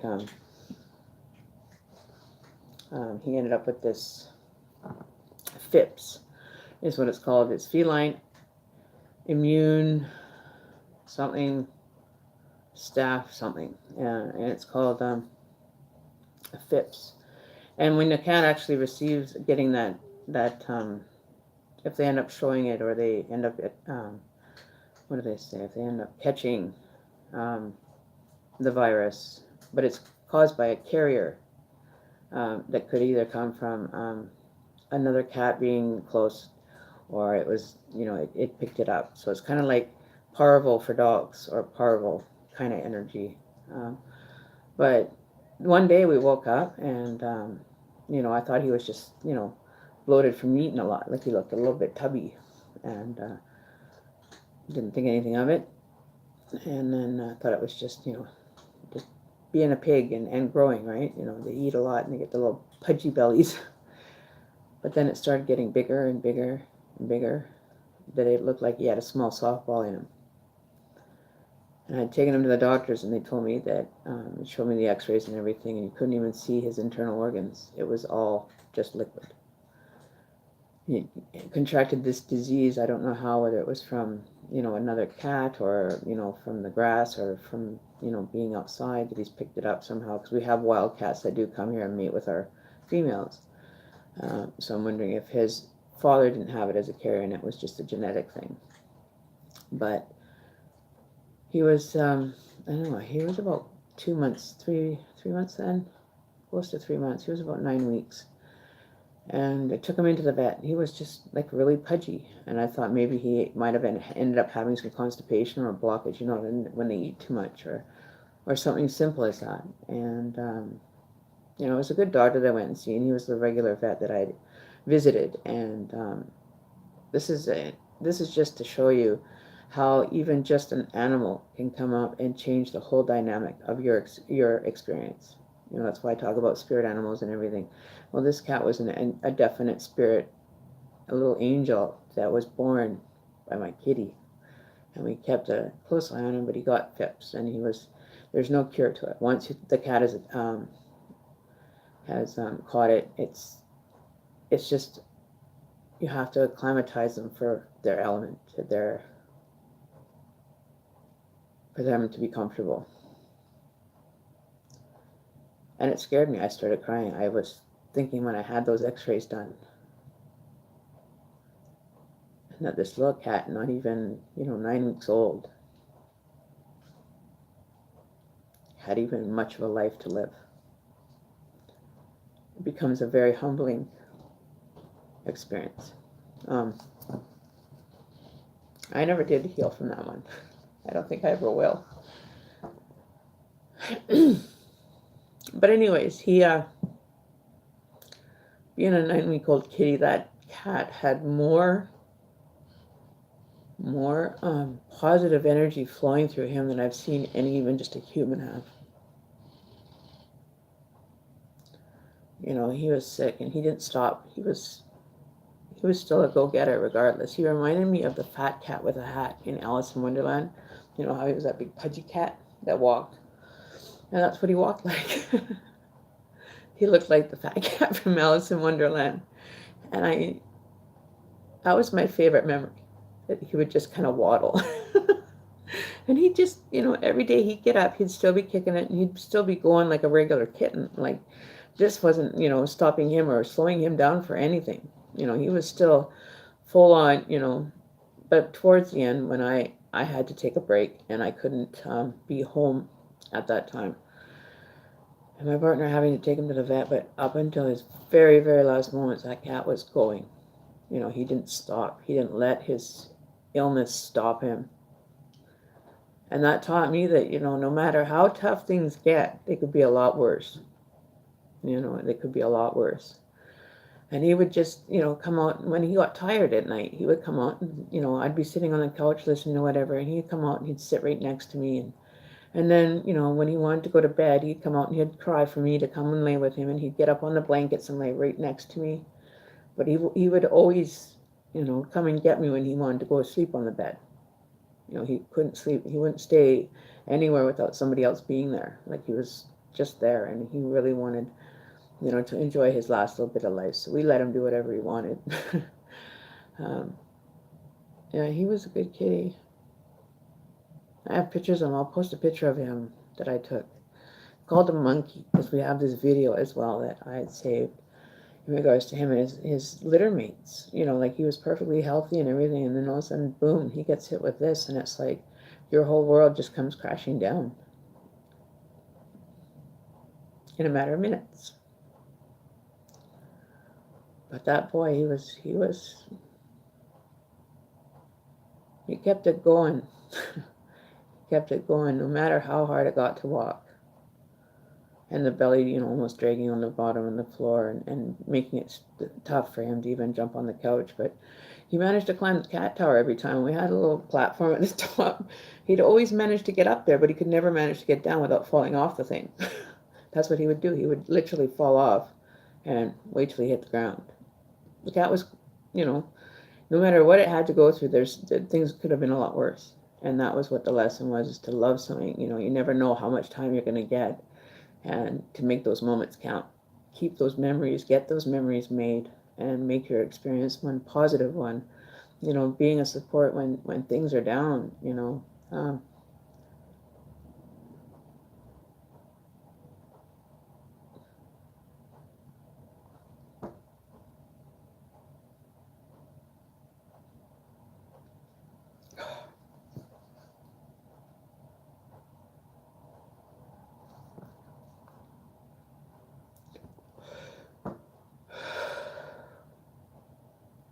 it was a learning lesson from him. It was a lesson to appreciate everything you have in your life, whether you have a lot or a little. Appreciate the connections that you have, because you never know when you're going to lose them.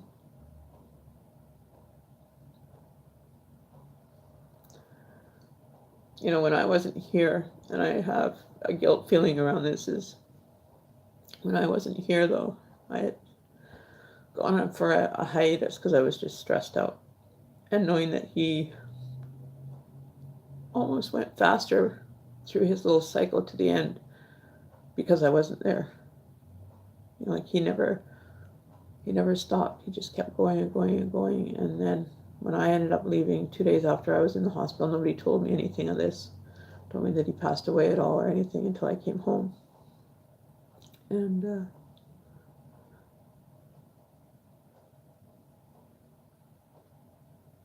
I was really attached to the little boy. It was supposed to be my partner's cat, that we were going to keep him because he was, he was just a little monkey. And my partner wanted to keep him. So we did. I was going to be his litter, his partner in crime. And even my partner had a hard time with it. He's never been, ever been a cat person. He's never really thought of having cats as pets. Was really kind of something different for him. And he still gets teary-eyed with it as well. And that cat was just the most amazing cat that could show you, just in its existence for the 4 months that he was alive, and showing you the compassionate, and you never know what can come and take you, but how to get through that. He didn't let anything stop him. He still kept moving. He still kept playing the best that he could, bugging his mummy and just trying to stay positive all the time. But he would get tired very easily. And so I would find him curled up on my bed, and he got big. His stomach was probably the size of like a cantaloupe by the time he was finished, when it was time to put him down.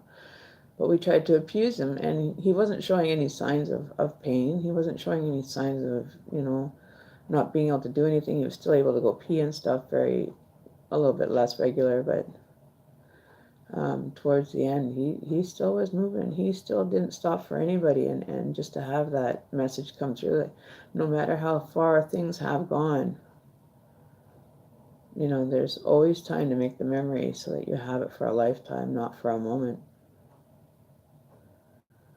But the good memories that monkey gave us, he never gave us any bad memories for the last little while he was here. It was always good. It was always happy. It was always fun energy that he provided to us, even when he was sick. And telling me that cats don't have a soul, they have a soul. I'm pretty damn sure they do. I'll lay money on it that they have a soul too, because they understand, they comprehend, they can learn, they can adapt, they can do all these things, And if you don't have, a soul, then you really wouldn't want to have to do any of that, right? It wouldn't have any purpose to it, But being a little comedian and just doing things because they're funny now, and that's what the cats would do. They'd be just comical. You know, they took their own personalities, and Monkey, he was swinging on that cat pole, the cat tree that, you know, was the funniest video I ever made, but I have that as a memory. And I had a picture of him when we were at the vet. It was really nice. He was just gorgeous. He was a gorgeous little boy. And yeah, we called him Monkey. And it's the positive ones that I draw on for energy. You know, he got to sleep on a pillow. He got to, you know, be treated royally, even when he wasn't sick. He got away with a lot of stuff. They all did. They'd all be running on here just under your feet. My partner, you know, get the hell out of my feet, you know, and just, you know, they'd all come running at him, and he'd just be like, not used to like a litter of kittens, right? You know, but when that litter came, it taught him a lot about feeling, about loving, about, you know, being appreciative of what you have, and never to give up. Keep moving, because the minute you stop, the world ends up getting ahead of you. And then you're always playing catch up to make up for all those times that you weren't aware of.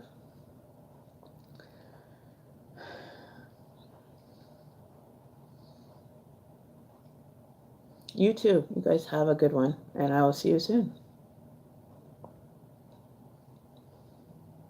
Yeah, so, you know, I appreciated that cat. That cat was, unfortunately, had to, you know, come back in a newer model of a body. So wherever that little soul ended up with on his reincarnation, I hope he's not suffering or having to suffer through again. You know, it taught us a lesson, so I don't see why it would have to come back as an unneeded energy. You know, he taught us a lot, gave us messages, and hope that things could be better, but to awaken you to, you know, these are reality things that are happening in life, and how to, you know, keep those memories, at least, not forget them. You know, I love that cat with all my heart, to the best of my ability. And there was nothing we could have done, though. Just appeased him until, you know, he couldn't take it anymore, and then he took him to the vet to have him euthanized because it was getting to be too much. So wherever that little monkey soul ended up, I think a little bit of his soul entered even one of the other kittens, like his energy from this last litter. They picked up on that energy that was residual around here from him. And they all took a piece of it to wherever they went. And that's a blessing that I got. You know, he can actually be what do they call it? Renewed energy. It came and taught us the lesson that it came here for. And maybe that's all it needed to do from that, how do you know it, reuniting of its energy to be able to move forward and take a lesson and teach it to somebody. You know, like that's what we're here for. We're to teach, share, and love. You know, and that's what Monkey showed us. He taught us how to, you know, look at, not judge, and saying that, you know, even if I am kind of funny looking, at least you still love me. And unconditionally loving the animal, because it gave unconditional love all the time. Every moment that I had, it was unconditional. Didn't care, didn't have to worry, you know, about the unconditional part. Yeah. So I know that it learned how to, you know, appreciate life too, I'm sure. You know, but for the last couple of weeks that he was sick, really, he was starting to get worse. His mom didn't even want to acknowledge him. He would walk the other way because she knew. I think she knew as mom that there was something wrong, and that, you know, she has to keep moving forward, which is unfortunate. You know, but he was a good little cat. He still ate all his cat treats and, you know, waddled to and from the washroom. You know, but he kicked it until then. He was a strong cat. He was a strong soul. Strong soul that taught me a lot, but also gave me some memories. Gave me some good memories, mind you. Yeah, he'll always be the monkey in our hearts. The spirit of our soul. So yeah, so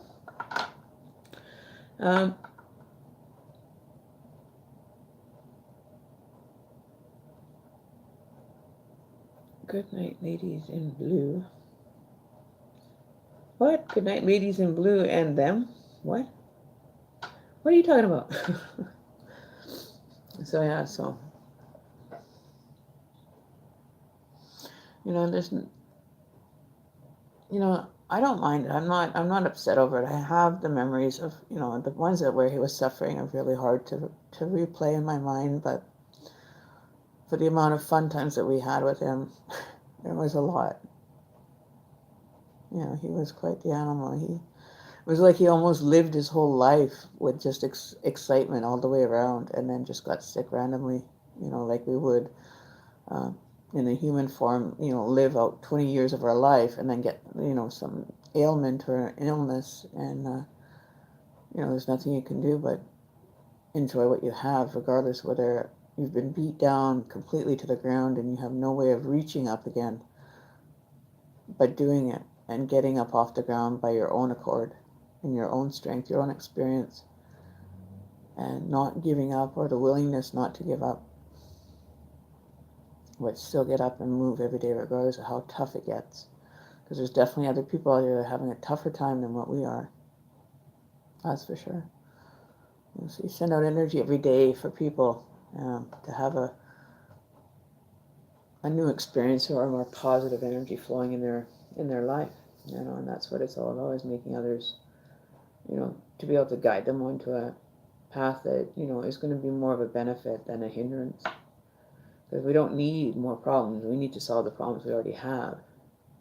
And that's, enough for us until we heal from them, get them sorted out, sort out those energies, sort out those, grudges that have been with a friendship or whatever, and work on it, because no matter how much a person can hurt you, you can forgive them. You don't have to forget, but you can offer the forgiveness to them.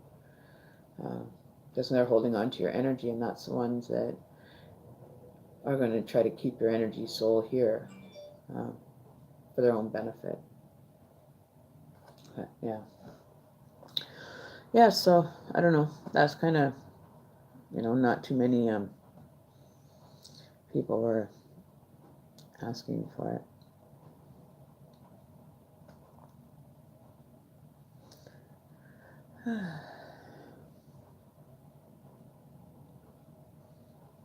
Okay, so is there anybody here? I got talking to myself too much there. I just kind of took the show over there. But, it's just stuff that I like to get out too. I feel good about releasing it here, because, it gives, people a chance to really look at your own life and say, hey, where was it that I didn't see that coming, or the positivity out of it, or, packing it away and saying I don't have to deal with it anymore, and dealing with it. And get rid of that spiritual constipation moment that we all seem to be facing as far as dealing with emotions. Nobody knows really how to do that or how to heal from it. But you take it and you look at it, you acknowledge that it's there. Question yourself as to what created that. How did that become so? And why is it so imprinted on our mind? Understanding and forgiving yourself for holding it, as a grudge or anything. You know what I mean? So yeah, no, I'm okay. I get emotional because I'm a Cancer. I get emotional on a lot of things. I appreciate a lot of things,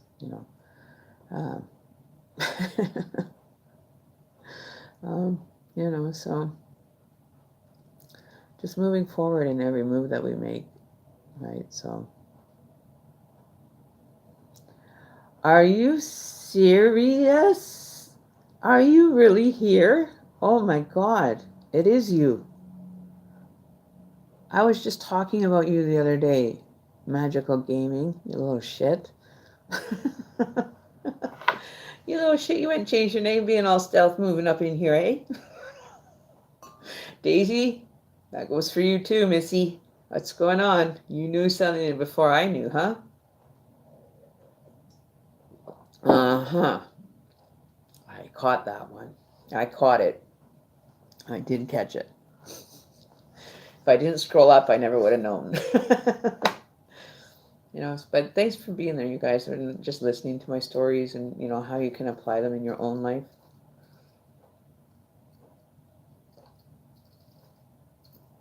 That's dead. What the heck? It's dead, people. My lighter is dead. I have it with the charger here. Hang on.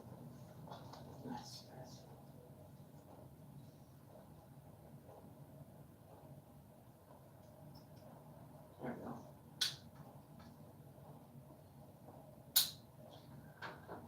Charge.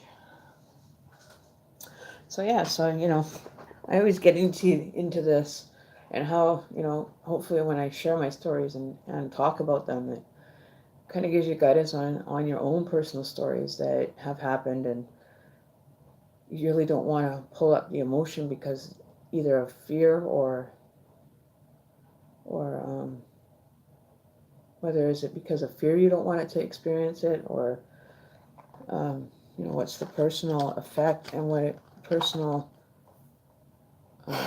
situation that you want to heal from.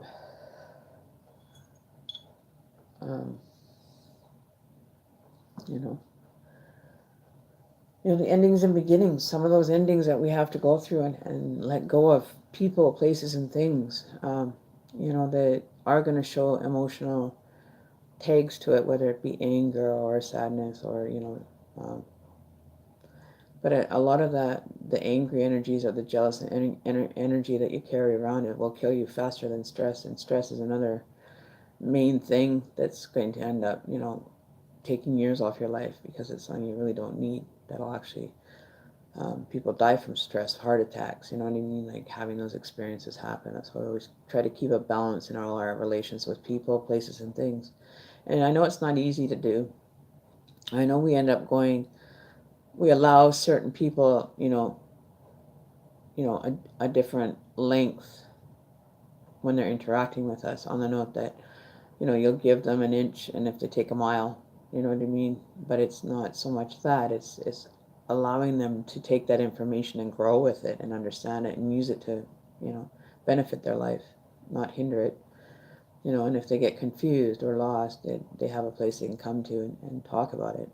That's what I want on this channel, for everybody to be able to share experiences that, need some either healing from or some insight on, especially when you feel like you're getting stuck in the situation too much, how you can better do the situation so you're not repeating it, banging your head against the wall expecting a different result, than just, allowing it to go and just let it be on its own, let it do its own thing, let it grow into something if it's positive, allowing it to manifest and become stronger in strength-wise for the human experience to be had, right? But yeah, no, that's one thing I still haven't wanted to let go of. What's that little monkey? Still brings tears to my eye every time I talk about him. It does. It does, but that cat, phenomenal cat. I never would have experienced it. To be such a negative, it's such a blessing that it had the opportunity and the will set to show that through his little journey that he had here. He made the most of it. He played with his brothers and sisters, just loved it. And then it was like when they left, his whole world came crashing down for him. After the brother and sister life, was like everything just changed for him. As quick as that, as quick as flipping a coin, it changed for him. But never gave up. He still kept moving. He never gave up. And I think that's the lesson was to teach us, is to love and never let go, but allow it to grow and take on its own experiences and situations. While keeping a close eye, mind you, but, it's hard. It's very difficult. So, yeah. Can't let it get difficult, though. That's the thing that I have a hard time with, is letting it get complicated or difficult. It's one thing I'm still working on. So like I said, I haven't done all my homework either. So don't feel that, that you can't do it, right?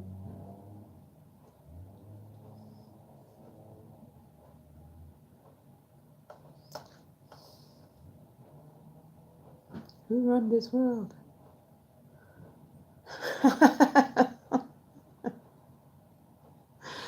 I'm just going back and reading some of the chat here.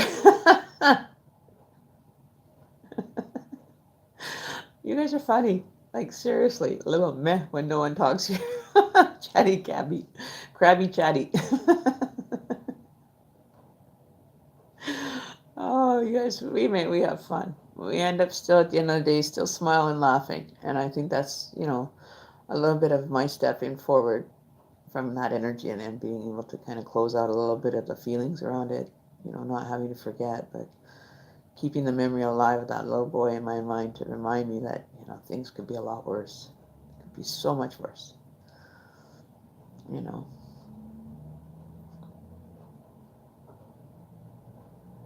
Oh, thank you. Yeah, so, it's different things that, you get your life and loss. I think is the hardest thing that a human being has to go through is loss. When they've lost someone, or, even when you lose yourself, you kind of think back and go, why? What did I do? Could I have changed it? Could I have done something different?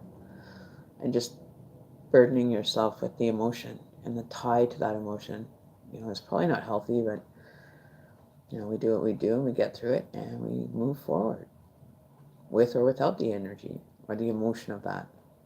But understanding it as it was intended to be understood, that's a different story.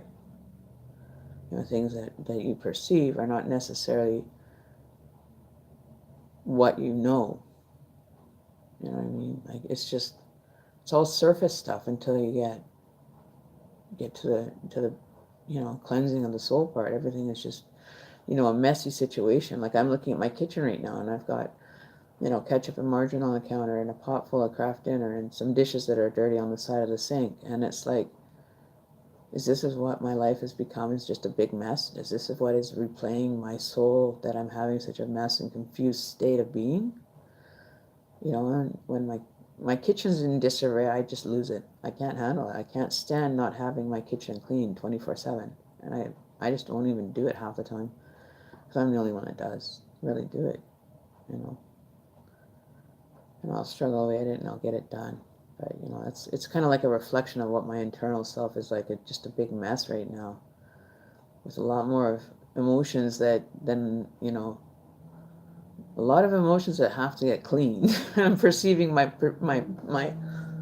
external energy right now, my external space.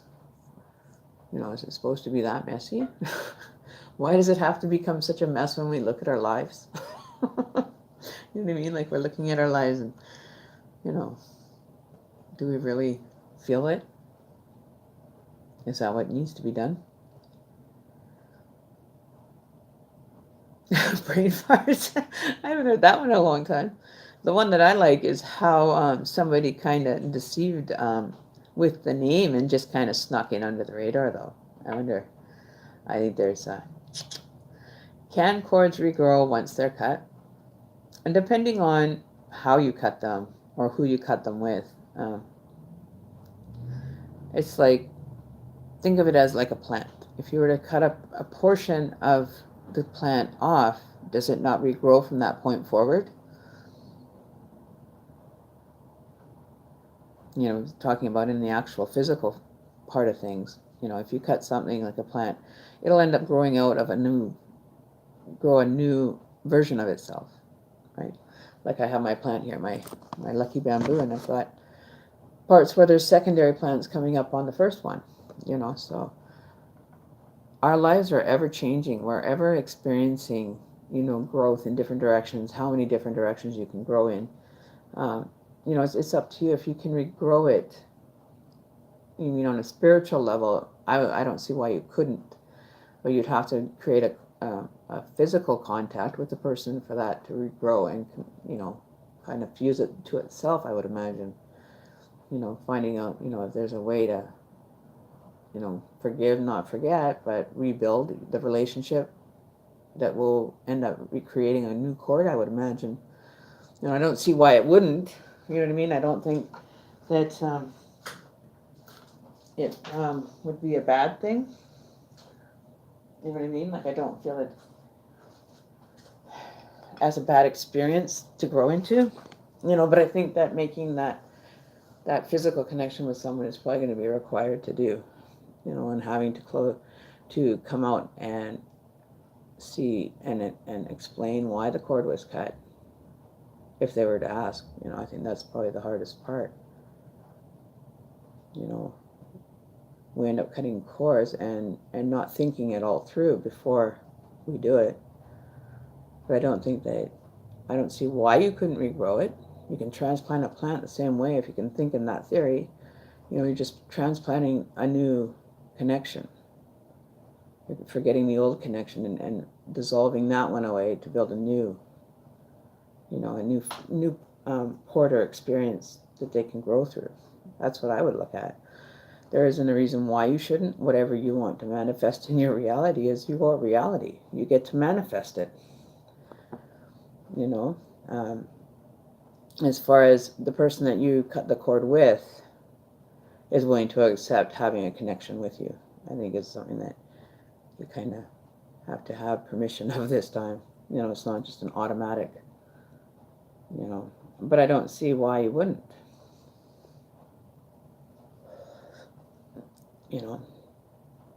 I would make an effort to regrow it. If you don't want to have the actual physical part go first, then,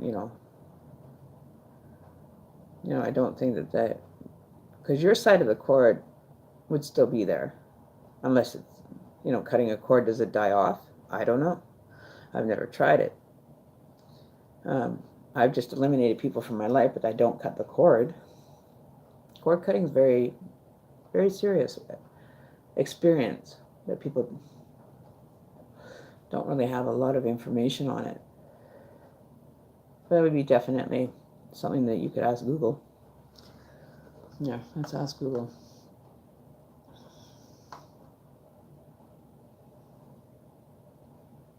All right, where's my Google? Here we go. Okay. Oh, and I'll show you guys the webpage that I'm going to be working on. Somewhere.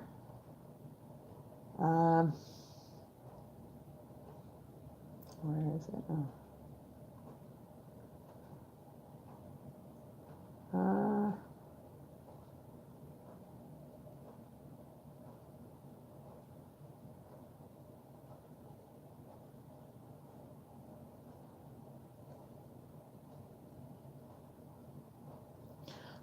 Okay, so what were we? Sorry, I just got sidetracked. Google search. Okay, so.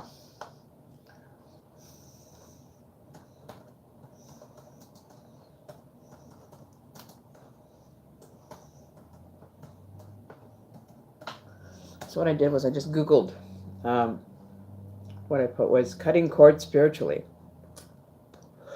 So what it says here, and this is just what Google came up with, is an energy cord between you the best way to bring things back into focus. Identify cutting the energy cord between you is the best way to bring things back into focus. Identify your feelings, but don't relate them to the event or person. Give them a name so they can be better managed. Number 3, this too shall pass. The initial phase really is the hardest. It does and will get better from here. I'm just going to look at something else here. Down, down, down, down.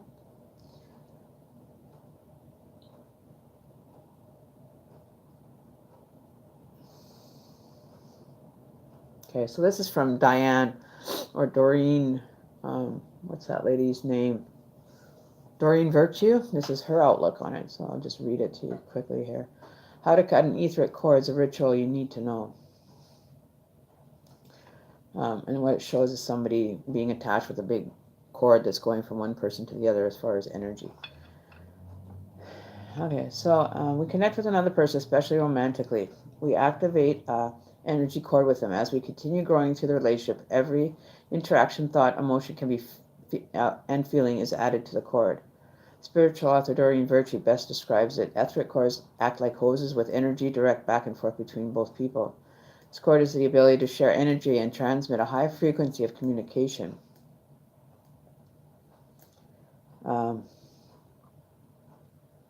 So it says, when a cord is healthy, it can create a vibrant, energetic source exchange. But when the cord is unhealthy, it can often lead to a feeling controlled or drained in energy.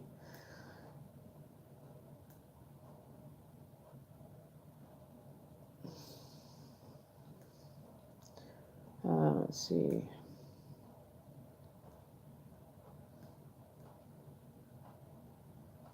Okay, so especially when it comes to relationships, cutting the cord can help break the energetic attachment created and can help you move on to receive new opportunities in life. Cutting the cord can help you recharge your energy, feel a sense of peace, can help you let go, and can bring about new and positive opportunities. Did you do the mantra part of it for the actual cord cutting? Actually, what I'll do is I'm going to copy this page because this gives you a lot of information. So I'm just going to copy and paste this link in your guys's into the chat. And this one gives you like really in depth on how to do cord cutting, everything. So I'm just going to attach it. Oops. Attach the link here. Why is it not letting me?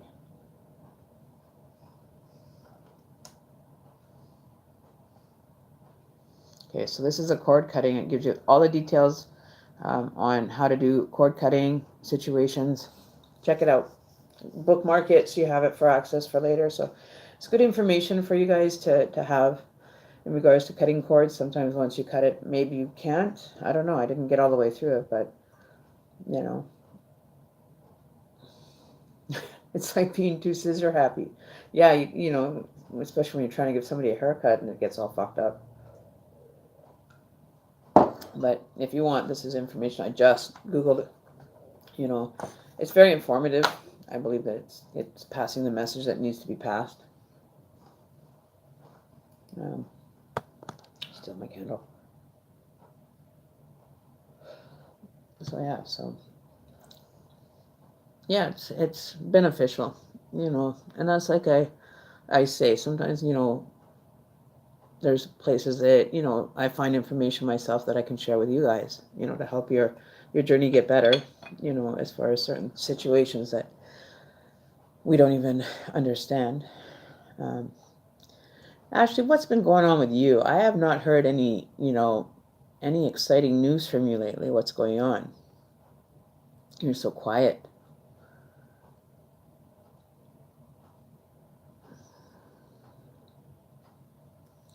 Google told me that it's good to cut cords after every breakdown. I sense this might be wrong for some reason.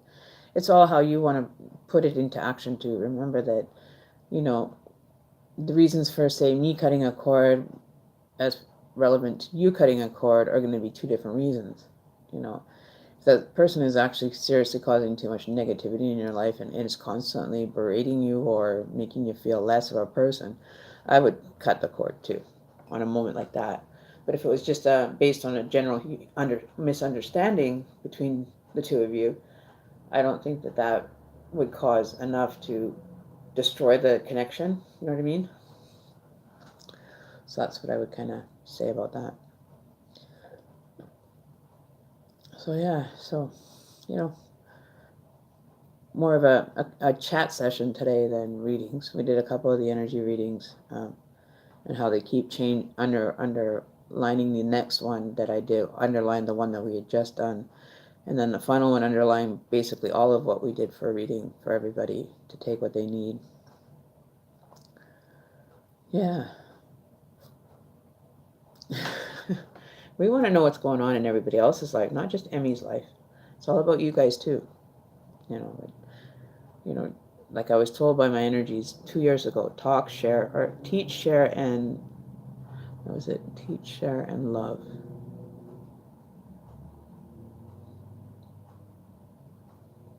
And yeah. I know my energies told me that 3 words, those 3 words, teach, share. What was the other one? I don't think it was love, but teach, share, and show. I think it was teach, share, and show. You know, how my life has had certain experiences that I don't think most people would have in a general sense. But being the age I am, not even wanting the ones that I did have. You know, growing up and being perpetuatedly on your own to understand your life, you know, when you don't have the parental guidance around, you know, when your parents are no longer existing in this realm, you know, they're gone. Who do you turn to? You know, who's going to be the one that's going to help you get through a lot of the situations when you don't have family to count on and you're basically doing your existence alone? You know, just with having associations or, you know, friends doesn't make it so that it makes it any easier, you know, because we all grow out of certain situations. Hold on to the ones that we can for dear life and still feeling like it's not what you need or to experience. You know, I don't know. Makes you wonder. What about the knights fighting for you? What's their blood?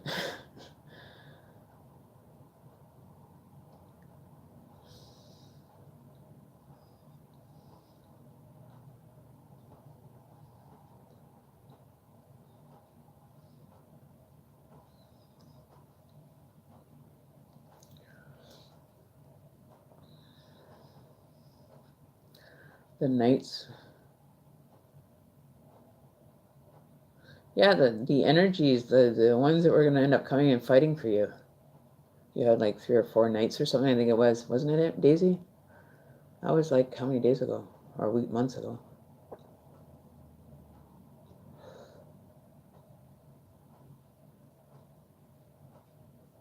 You had the knights pursuing you.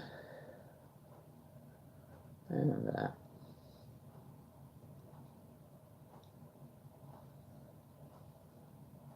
I think the last time we talked to you, somebody had just passed away. Was the last time we even really heard you talking or anything. Well, I haven't heard from the Pisces, and now the Cancer. Today was a chill day. I felt very warm energy. You know, I think I felt a bit of that today. I was really trying to keep myself out of this perception of my life into, you know, distant possibilities of what's to come. Meditating on the positive, not so much the negative. We had the sun out today. We had the sunshine shining today. Oh, it felt like a spring morning or spring afternoon. So hopefully if we get another few good days, maybe I'll take this over to the park and we'll do one out, right out in the Mother Nature on a blanket, something. We'll figure something out. I think that would be nice, just to be in the, you know, the light and the warmth of the sun, just sitting there and just taking it all in, just absorbing, you know, like a little sponge. I love it when it's sunny. I don't get... The one thing I find, though, I don't know if anybody else has experienced this, but when it's rainy and miserable, you don't do anything. Like, everything just kind of piles up after that. But on a sunny day, you get more energy, and then, therefore, you have the energy to get things done. At least that's what it's like in my life. But even then, sometimes things don't get done. I just look at it and go, I can do it later. I can do it later. I got other things, more important things to be doing than, you know, dishes every time I have to turn around. I hate dishes. I really do. You know, I got a dishwasher that needs to be repaired so I can have a dishwasher again to put all these dishes in. You know, and then going through the dishes and donating stuff we don't need, doing almost like you know, the spring cleanup that should have been done like 3 years ago from my cupboards. From like the spice cupboard to like the canned food cupboard. I don't even know what's in half of them. You know, I do know that we have, you know, 2 cupboards full of food that, you know, needs to go through and you know, maybe donate some of the stuff we have excessive amounts of. But yeah, Emmy's adventures. Oh my Lord, I could give you so many adventures. What the hell? It's full of life is an adventure. right? But, you know, it's like my partner went and bought that stick, brought it into the house, and it says, life is short, smile while you still have teeth. Smile while you still have teeth. Life is short. Yeah, I'm actually liking that theory. And it comes as a stick, right? So, you know, if somebody doesn't want to see or hear you speaking, they just smuck you with this wood stick, and then, you know, hopefully no teeth fall out. Make you think twice, though, if you want to even open it and say anything. But, you know, smile while you still have teeth. What the hell? Where's the logic in that one? That one just, yeah.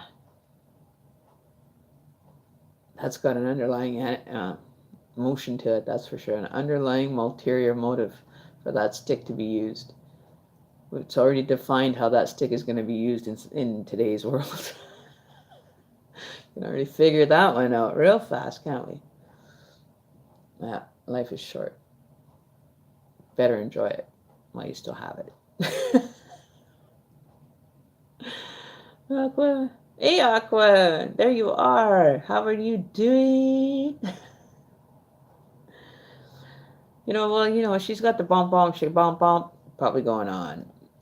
She doesn't, I don't know if, I'm going to say this, actually, I don't even think that you're seriously putting yourself out there like we were kind of pushing you to do, you know, for these gentlemen to find you, the energy to find you.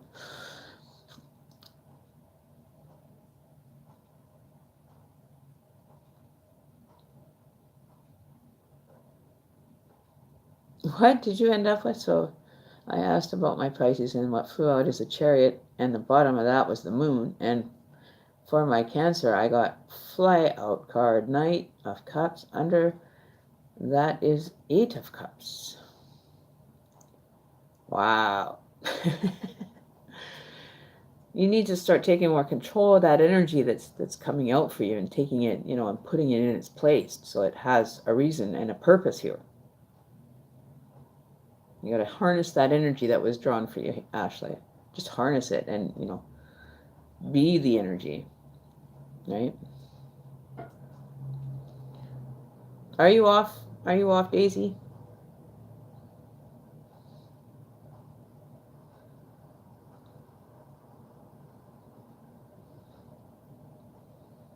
What? Oh, Aqua. You said late today. Hello, good night, everyone. I have to get up for work. Oh, I didn't know that you're actually. Where are you again, Aqua? I don't even know where you're from.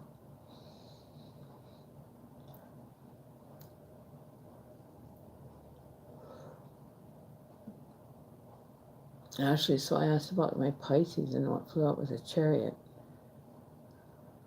See, it makes me wonder which chariot flew out. Was it the traditional chariot that has no movement on it when you're dealing with the Rider-Waite deck?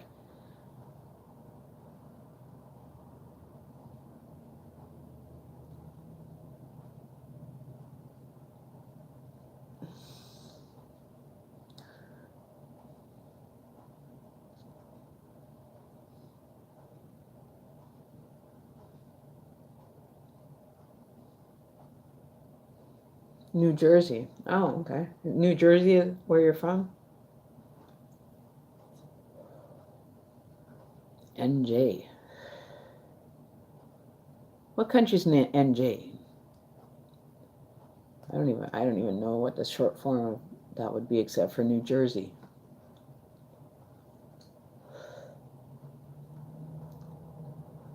Ran each other when we were both driving on opposite sides of the road. Night being Pisces. Do you want some clarification, Ashley? Do you need clarification?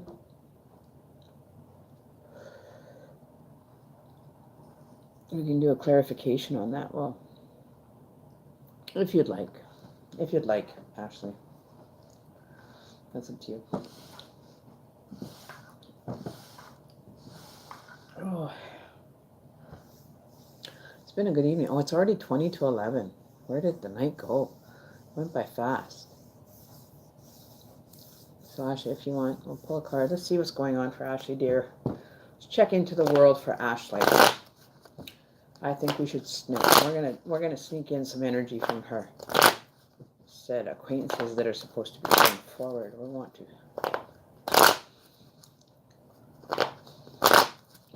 You were going north, and I want to go south. So hey, you know, if you see somebody with their thumb hanging out, you know, and they look like me, just keep driving. That'd be too much of a fun road journey for some people, you know, hanging out, jumping in a car and taking off for the weekend. That's what I'm used to. That's what I used to do a lot of. I used to just take off and, you know, run away. Look at that, the Emperor card. Flip through the thing, and that was the top card face up on the deck. So how did that get just right there to that point? So here we go. You have the Emperor looking over things, reevaluating the situation at hand, trying to be more aware of what's going on, being in more control of the external self, protecting yourself, being prepared, you know. I think there's a little version of Ashley in the background with another little version of her partner or her said soulmate. See, look.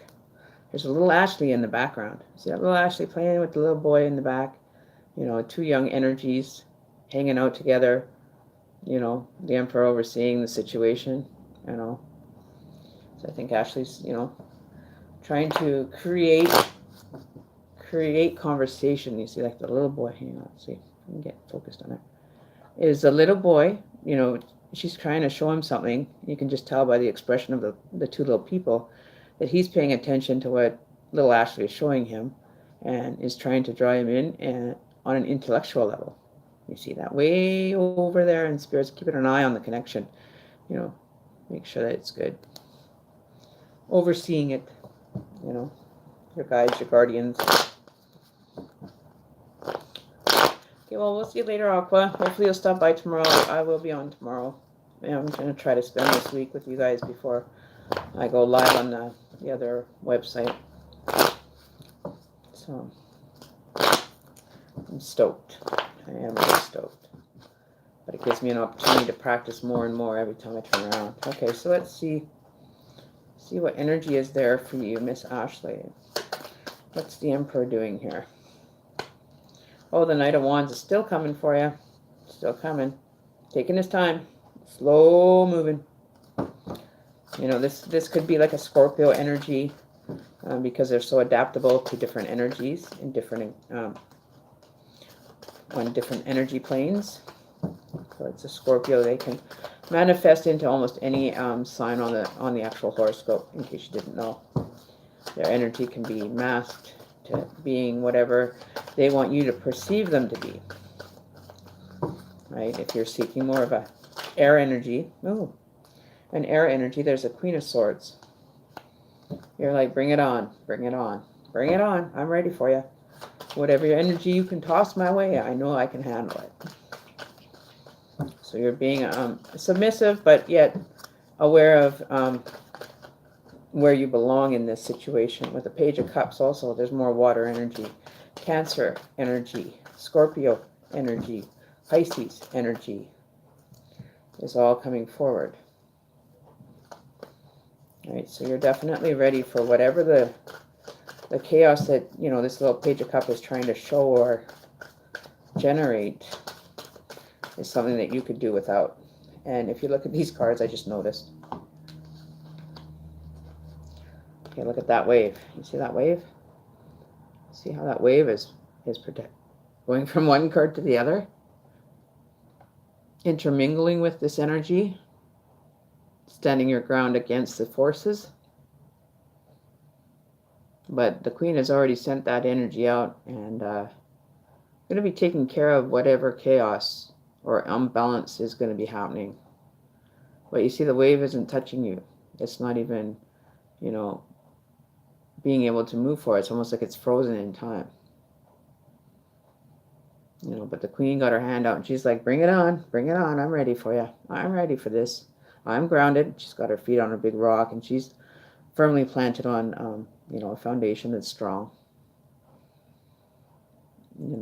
so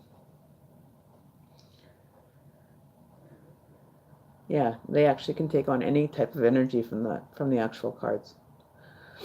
So there's you sending your energy out to the world to say, nobody can mess with me. I'm ready for this game. So if you're ready to play, let's play. If not, then see you later kind of energy. You want something that's going to give you a challenge of positivity in your life instead of feeling so stagnant all the time with all these other energies that just can't match, the high energy of the water signs, right? Having the strength and the backing of, the whole entire ocean, waves and water and everything that's all around us. And how we can be so many different forms of water. Like there's different existence to water that, it can be frozen. There's different.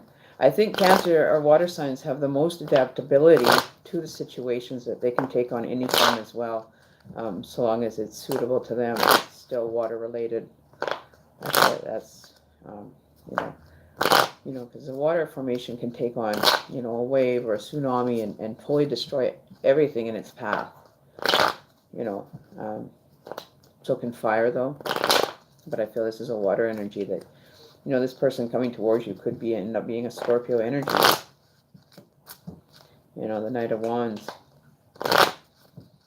Already knowing his capabilities of manufacturing an existence, or creating an existence, and how to use all four elements for the benefit of themselves. Right, that they're able to balance that energy, and allow that energy to flow in their life, right?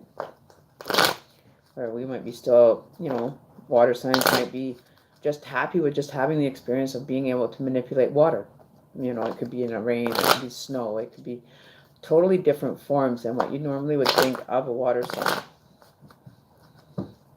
And surviving it. We survived the oceanic living, maybe in a past life. That's why we are water signs this time around. Right? Maybe that was the lesson that we learned, is that we can stand on our own 2 feet. We can stand and be generators of our own, existence here in the physical form. Be appreciative of what goes on with water and how it is a free-flowing energy, a cleansing energy. And the only ones that the only ones that seem to have control over the water energy is Cancer, Spike, Pisces, or Taurus. I mean Taurus, not a Taurus energy, but that could be another energy. The Knight of Wands can manifest with, almost like a magician. This kind of almost like reminds me of the second layer of a magician. See there's 3 elements right there as we speak. You got the air, the fire, and I believe it's earth energy. See, earth, fire, air, or water. There's air and water are working together. All right, so they're assisting each other, air and water, because the water can be sent into a different formation with wind, right? With the air, being around it and assisting in, like creating hurricanes and stuff like that, manners of destruction for situations that need to be cleared, right? And cleansing energy, and that can happen anywhere. It can happen any time. We went through a lot of hurricanes this winter. The set of 3 of them that came and had land grounded, or became land, one after the other. Hurricane Florence, which is really bizarre because, how I correlated that hurricane into my life, even though it was happening in real time, it put me in a state of thinking about my mom, because her name was Florence. And the energy of how much energy that hurricane went into, so much strength and power. It was like my mom coming back in the form of a hurricane, and unleashing almighty hell, because she was separated from her children, and from a very young age, all of us kids, we ended up being put into foster care. and coming back and saying, hey, this is payback now for all the pain that you caused me without my children. You know, all the pain that you caused me from destroying the family.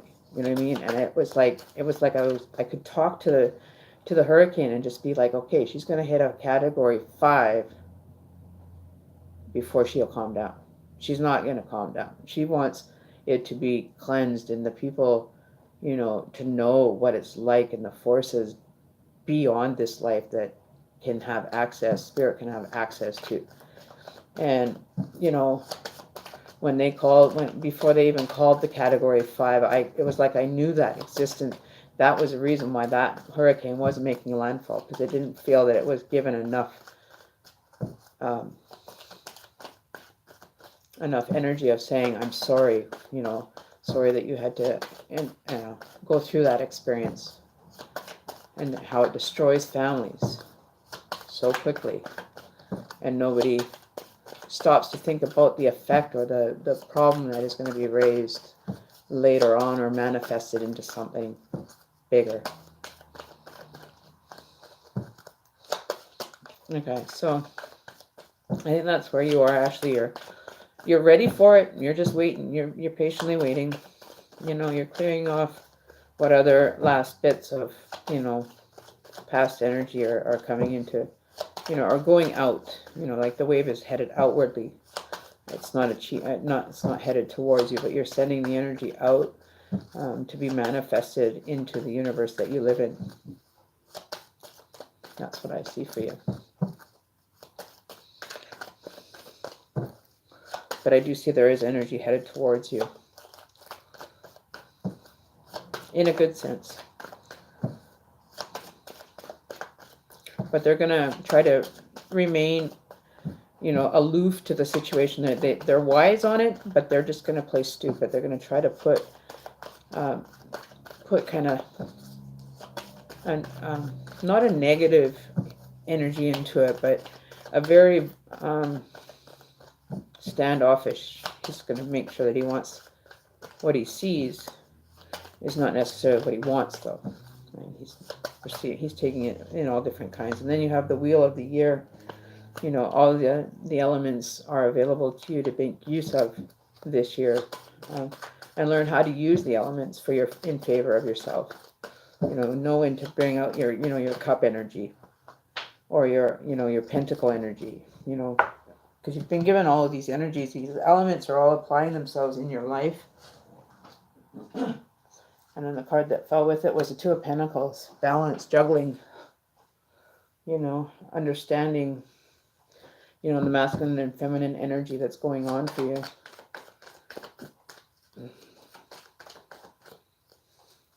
This person is definitely traveling forward, you know, at a moderate pace. They're not rushing. They're basically, I'll get there when I get there. They're not like ones that, you know, are making a beeline to you. But he's definitely on a straight path in direction towards you. And you're just waiting for it to be brought on. There's going to be a lot of juggling energy going on. Oh. But then we get hit with a Tower moment. Clearing of the energy, that Tower moment. And then we have the Nine of Wands. And last card we have is the Ace of Cups. So after the Tower moment happens, that's when that new beginning for the Ace of Cups is going to come into play. And then you're going to be able to, you know, come out and be ready for the challenges that are coming up next. But letting go of the ones that are already past and just starting with, you know, the new energy that is being given to you. You're walking away from all that past energy. You're coming out of like the war zone, like the gates of hell. You know what I mean? Coming out and being able to, you know, fight your way to getting to be a strength, an independent strength within yourself. And then the Ace of Cups after the Tower moment. You know, so you're definitely looking forward to positive changes. You know, this person that may be coming towards you might not be prepared for what's in store, or to, you know, have the knowledge or the foundation to build it, because they're a moving energy. They're not stagnant. They're not staying in one place. So maybe their foundation is changing. It's always changing. It's different. And I think this person wants some solid foundation in their life instead of being on, unsolid ground with every relation that he's been in. So he's looking for a woman that has a foundation, the strength to build, a good foundation with. So maybe that's, what this person is waiting for. Seeing and watching you build yourself up and making sure that you're doing it on a strong notion for your spirit energy to be able to manifest that. Right? But definitely, you're going to have to take a tower moment to get there. And this could be the reason why you're sending that energy out, is to create that in return, to finally close out any unhealed energy that you are pretty much done with having to, heal from. Right? You're going to just let the universe, kind of handle it. Bring it to you when it's needed. You know what I mean? That strength that you build, manifesting and working and creating their spiritual realm for yourself and understanding is a stronger foundation and being grounded than, being all over the place. But using the energy for your benefit, not being too demanding, like bringing it to you now, but the waves headed outwardly. Or you could be telling an energy to come back that you weren't quite finished. So focusing on yourself right now, and understanding that if this tower moment does happen to come in, know that you have the right to refuse it and walk away from it before it has an ulterior effect. So this could be in correlation with your past relationships with people, having to close them out now. Ending is done. You don't have to deal with other people's energy. You're just going to engage yourself in your own personal realm, and plus the future realm of a possible male that might be coming towards you. The Knight of Wands. It could be a Scorpio energy. Ones that can take on any form. But might be a blessing in disguise. Who knows what's in store? But, acknowledging that Scorpio energy is there, and knowing that, it's going to bring new beginnings,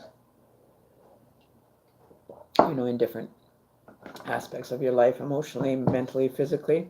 This may be something that can help guide you and teach you how to be more spiritual and really connect into the energy.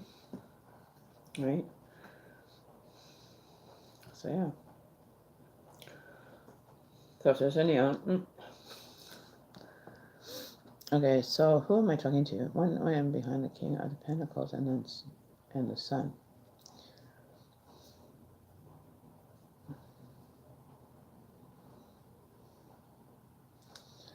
You're growing. You're growing in a positive manner. You're taking the advice of people to create that positive experience in your life, and that's been kind of a lesson for you to have to understand better. And once you start wanting to work with the energy and working within that element of that energy, it usually ends up bringing you the positive results that you're trying to manifest. And there's nothing wrong with doing that. It's just showing that you are growing up, and your energy is getting stronger, your spirit is getting stronger, and learning that you can become a stronger person, but not having to detach yourself from society or people that are around you, right? You're going to have the positive experiences and understanding now. You're growing to being in the state of understanding of how this is going to be reflective in your life, and actually allowing it to flow in, and sort of, blocking it all and not having it, and understanding it, how to manifest it and how to malleable the experience to benefit you, right? And that's what I think that most of your learning lesson has been, since I have known you, you've been growing and taking the advice and trying it and putting it into your lifestyle, right? Becoming a part of you, the element itself, and understanding the balance and how much it all relates to your experience here in the physical realm, right? So, you can just keep moving forward and growing and applying yourself and experiencing it for what it is, right? You've got to remember that, to have that experience showing up in your life. right? So that's what you want. So I'm going to pull an oracle card for you, Ashley. I want to see what the goddess cards have to say as far as maybe some extra focusing that you need to want to work on while you're waiting for things to manifest and become part of the reality that you live in. So let's see what's in the store. What do the goddess cards have to say for Ashley in relation to her growing her spiritual self, her physical self, whatever messages need to come through that are going to benefit her journey in society. So, feeling like you've disconnected yourself from the world, and how you're going to probably try to reconnect yourself to it is something that you're going to have to learn to do as well. That when you disconnect, the reconnect, where do you want to reconnect with? Who do you want to reconnect at that time? It's like you've totally jumped off your timeline and are just waiting for things to go by to jump on again. You know what I mean? Instead of being ahead of it and, working towards it, stopping and letting it catch up. Is past energy becoming in the now, though. You see what I mean? All right, so what is the goddess's cards have to say to Ashley for her spiritual growth? It's going to benefit her. All right, so true love. We got true love. You're going to find true love. And unconditional love. So this is all your energy, learning about how to unconditionally love a person. Not because you're going to love someone because they have situations that may kind of rub you the wrong way, putting conditions on love, like they have to be a certain this, a certain that, and not just allowing to be accepting of the energy that the universe sends you, picking and choosing which ones you want and which ones you don't want, but even just keeping them as a friendship energy. Like there's no reason for you to even conditionally love somebody, because they will unconditionally love you if you unconditionally love them. So what happens from your energy, and you project yourself out to the person unconditionally, that means like if you were walking down the street and you met a friend that had another friend with, and I'm just putting this into like a little bit of a context for you, and say the person was in a wheelchair, they were paralyzed or whatever they had happened to them, and you look at them and you went, oh, what the hell's wrong with that person? That's an automatic judgment call. That's automatically predetermining the outcome of the thing, because you're just questioning, why are they hanging out with like a disabled person? You know what I mean? And having your energy kind of looking down at that person because they are who they are and where they are and why they're there, instead of asking the question to yourself, like, oh, I feel sorry for this person, too bad that happened to that person, I wish them all the best, and changing the whole mantra towards something that's going to work for them, and not prejudging the person because of what their external is projecting to you, right? It doesn't matter what or how or anything, really, to unconditionally love.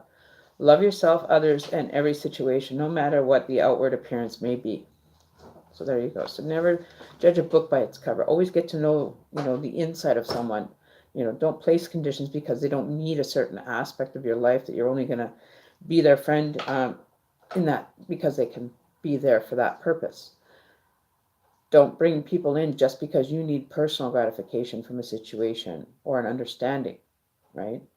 And if you open your heart and open your mind to the different elements and possibilities of love that can come towards you, instead of having specific ideas of what love should be, is where you're going to be able to find your true love, is being able to offer the love to begin with, the unconditional love that you need to and require to give from yourself to another person, right? To be able to love another person and understand the energy that works within them, right? So the romantic stirring in your heart may propel the universe to deliver great love to you. So unconditional love and true love is going to happen, but you have to be aware that what you're putting out as far as a loving energy, not a judgmental energy, and being, specific requests. And what I mean by that is requesting for a certain person to be a certain way. You're not going to get the perfect ideal mate that's going to be given to you. You're going to be given the mate that best suits, say 8 out of the 10 qualities that you want as a person, right? And having to accept the other two as possible faults in their energy or personality, and not being judgmental, and not just stopping loving the person because they have these two faults. It's teaching them to grow from the fault, right, and experience it together and guide each other out of, whatever the mess is, right? But, if you end up meeting someone, they have a few faults, not being judgmental and just saying, I don't want it because you got this. You know what I mean? It's like, oh, you have, something wrong with you, and you're like, no, I don't want that. I don't want nothing to do with that. And just being negative energy towards a person or place or thing that, probably could have a very good true love existence coming out of it. Not holding the person accountable for the faults that they have or pointing out that they have. You know what I mean? Loving unconditional, direction unconditional, right? Placing conditions on people, I know I've probably done it myself in my lifetime, put unconditional love or conditions for why I love someone. But when you're unconditionally loving it, you can change it, and you can put it into a more positive spin on it if you so choose to do that, right? So it talks a lot about love. So love is definitely in the cards for you, but you have to focus your energy in the positive love with yourself first before the universe can match a partner to you, I think is what you need to really be worrying about. In the bottom of the deck of the Goddess cards is sacred space. And that says, have time for yourself, where you can think and request and understand the balance. Yeah, my glasses just broke again. All right, so the underlying, so it says create an altar or visit a power place to, what does that say? To connect with the divine. Yeah, they just popped here. I glued them once, but here, I don't need them. You can fix them. There's glue. Here. I just glued them last time. They're so yeah, so there you go. So sacred space, keeping your space sacred, and unconditional love will automatically bring you a love, maybe a true love that is, has a few different things wrong with them. They're a little bit, kind of used and worn. Person's been through a lot, maybe, and just allowing them to, exist and understanding, right? So that's actually understanding everything. That's right. See, so always moving in a more productive energy space. Is always got to be on the forefront of our mind. And yeah, we get reminders once in a while of what we're supposed to be doing. That we're not getting sidetracked off to some other situation that is taking away from ours, so we don't have to look at it. But it's still going to be there when you come back. It's like leaving your house in a mess. You come back, your house is still a mess. It didn't magically clean itself while you were gone. So you still have to have that input put in from your point of personal space and energy and love and non-conditional. It's like a cat will love you unconditionally no matter how much stress or moments you yell at that cat or something. You know what I mean? So it's a good day to start putting that and keeping it in the forefront of your mind at all times. And, it'll give you a different perspective, a different awareness of people around you and possibilities that may come to you, and being grateful for them, experiencing them. Doesn't mean you have to keep them if they're not what you want. You don't have to keep it. You can send it away, and maybe somebody else is more suited for that person. You know what I mean? Like they say, this twin flame thing, and just trying to find the right one for you, is making the request to the universe. If you're happy with what you have now and keep it, and you want to grow with it and teach it and show it, different ways of it reactions and whatever their reaction, maybe they haven't experienced to teach you with, you know what I mean? And finding that correlation to work in balance with them, working together in a relationship, not giving up because it's not compatible, but understanding the relationship before you walk away from it, that you could have had a different understanding, and then you're not living in a life of regret because you've taken what you could from the relationship. If the relationship really wasn't meant to be, then you will definitely find out at the end that it's time to move. But giving space is a total different thing. Right, so that's what I have. So Nessa, you want a reading, my darling? Okay. I hear you. I think we have Ashley. I think is Daisy gone already? Did Daisy end up leaving, or is she still here? Hey, no worries, my girl. Always there for you guys. Is Daisy still here? Or did she leave? Does anybody know? Where did Daisy? Where's my Daisy? Did she leave? All right. So she must have ended up calling it a night, and I just totally missed it. Sitting here talking to myself here. Um, um, so I don't know. No, Daisy didn't say she was leaving, did she? No, I don't see anything with her saying she did. She's leaving it all up. Oh, there she is. You just pop right up with little eyeballs. Rupalikana, welcome to the chat. We're just having a good laugh. I thought Daisy, my onion, laughed. I think she was getting too layered. I think layered means more intoxicated than, what it really means. I think there's the underlying connotation there of, she wants to go get layered. She wants to be layered. Get through life being layered. Layered in whatever you can find. What are we going to layer her in? I think we should layer her in some batter, cook her up, and have some onion rings. What do you guys think? I think we should just, have a little nibble here. We'll take your layers for you, Daisy. We'll take a few layers off, and, maybe we'll have some onion rings with some, nice dipping sauce on the side. That would be your contribution. I'm kidding. I wouldn't eat my Daisy. I'd put her in on a shelf and watch her grow. Recreate more onions without even having to copulate anywhere. The onion just grows on its own. Eat myself too. I can eat myself. I can eat crab meat. I love crab meat, so I'll go out and have some crab legs or something and just crack them in. Eat them all up, Can't, gotta keep the family close, you know what I mean? The family's gotta stay close with that crab meat. And you gotta keep the connection to that spiritual crab energy that's out there. I want to be an onion like Daisy, though. Can I be an onion? I want to be an onion today. Yesterday I was a banana, but today I think I want to be an onion. This is the conflict that Daisy has every morning. She doesn't want to be the onion anymore. She wants to be the unknown veggie. Okay, so we don't. And Daisy the unknown. So what can we make Daisy known as? We can make her an onion. We can make her a banana. We can make her Daisy the unknown. Daisy the unknown. What do I get from that? What do I get from the unknown? That is a very dangerous name to have. For me to figure out, though. Daisy the unknown. Daisy is unknown to anybody except us. We all here know what Daisy's like. Daisy is not as unknown as she thinks she is, but she tries to stay on that low-key vibration so nobody will know. I'm kidding.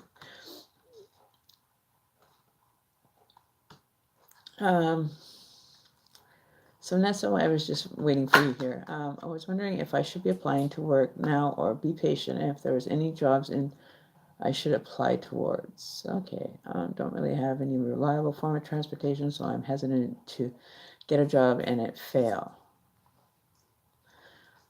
Well, without having to pull any cards, basing just on your energy, if a job was to be available to you and it was worth, over what you were expecting it to have, would that stop you because you don't have transportation? I think you're trying to find an out from having to get that job because you're laying down reasons of negativity in regards to the possibility of your employment, riding on these situations to have to work out for you, instead of you taking control and allowing and being in control of, okay, so what kind of information, but you don't have to be scared, like we're all, every time you walk out of the house, like for me, I walked out of the house when I was going through my awakening, and every time I walked out of the house, I feared walking outside I had this giant fear that, as soon as I walked out that door, something bizarre was going to happen. It was getting to be overwhelming. But being honest with yourself on that note and say, listen, how important is this job?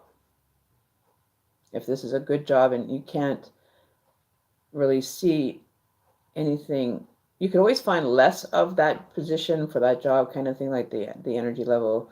You can find like a really cheap wage job, or you could find this job that is going to test your boundaries as to how you are going to manage this kind of employment or allowance to move up in the world, or your energy to be part of this. You can't base it on fear that you're sending out a vibration to the universe of fear. That's only going to bring you back jobs that are going to cause fear, right? You need to focus your energy in saying, listen, okay, these are the boundaries I have in place for myself for this reason. So, you've already closed the possibilities of employment down by 50% by feeding the fear of transportation. Because you still have to transport yourself regardless, however, which way you want to choose, from your place to the job, regardless. So it doesn't matter any job you have, if you don't have the transportation or are going to make an effort towards finding that money for the transportation, look for something that is a little bit more within your scope, so it's less overbearing to have to create that. You know what I mean? Like, so that you're not stressing on that and that's not being put out for you. And focusing more on maybe things that are applied closer in the job. Sometimes we have to take the sacrifice of even getting a part-time job just to get ourselves situated to apply for that most amazing job that requires us to be, have to find transport to the job and back. There's places or sometimes times in our life where we have to just sit back and take what we can get for the time being and work with it to gain more reliable situations for yourself, right? Careful. Yeah, I'll just let it sit for a minute. So, if you're going to focus your energy on the negative parts of the aspect of the employment instead of the positive experiences you're going to gain from the employment, you need to really be aware of where you're sending your energy and why you're only getting these kind of ones that, are requiring transportation, because that's what you're focusing on, is the ones that require transportation. If you want that job bad enough and that job comes forward for you and you can't find a way like to have transportation, like a local bus, does it take you to and from your job? Does it take you to and from, where you have to be to do the job? Is there nobody in your life that can help you out with transportation for a couple of weeks till you get paid so you can afford to buy the transportation on your own every time after that? You should have some supportive people in your life that are willing to say, hey, yeah, that's awesome. I'm willing to help you out. No problem at all. You know what I mean? Because people want others to succeed, and those are the people that you need to have in your life. And this whole experience of just the transportation issue is putting a block in front of your way, and you're placing that block on yourself by putting that, I don't have reliable transportation. Well, there's the city bus service that where you live, I'm sure it takes you to and from the job. May cost you a little bit more time in travel time to get to work, or but it is a reliable source. You know what I mean? Because you don't drive a car, it doesn't mean that it's not attainable to get to a job. You're just placing that contrast of negativity into the actual situation that you're trying to manifest. So you're blocking yourself from moving forward just by putting these blocks in front of you and making it a lot more difficult to look for employment, whether it be, the job of a lifetime or just a temporary job to get you through until you can get yourself better situated for that job. Right? Being prepared. You don't have all the time, but I also feel like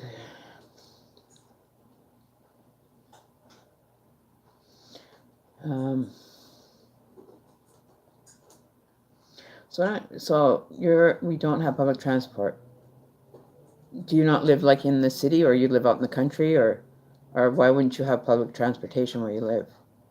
See, I'm not sure where you're from, or what it's like wherever you are, but most cities that I've ever been to in North America have, public transportation of some form or another. Is there not somebody that you could carpool, that you say one of your neighbors or friends that live in your community or out in the country? Because, you could set up like a car ride pool or something every month, and pay them on your next check and say, listen, I could really use a helping hand to get to work. If I give you so much a month to cover gas cost expenses, then you'll be able to move forward. Like this is an opportunity. And if a person's going to be, willing to do that, you won't find that out if you don't put it out there, though. Like if you don't ask the neighbor, say, hey, I know that you go into town every month. Is there a way I can catch a lift in, because I've got this new job coming up and I really don't want to lose the opportunity to gain this job. A lot of people, if they know the straight goods at the beginning, usually they'll be willing to help a fellow person out. They're headed that way into town anyway, so why not throw in a couple extra dollars a month or every 2 weeks for gas? Say, toss a person like $50 to cover your gas expenses if you're away, depending on how far you are from this, town site or whatever. But, I'm sure there's a neighbor around somewhere that or a friend that could possibly swing by to pick you up every time you want to go into town, and then start saving up for a vehicle. But, you have to start at the basic to find people that are going to be of assistance, and I'm sure somebody in the country there drives into town. So you can't tell me that this person doesn't drive into town if they're going for their own job,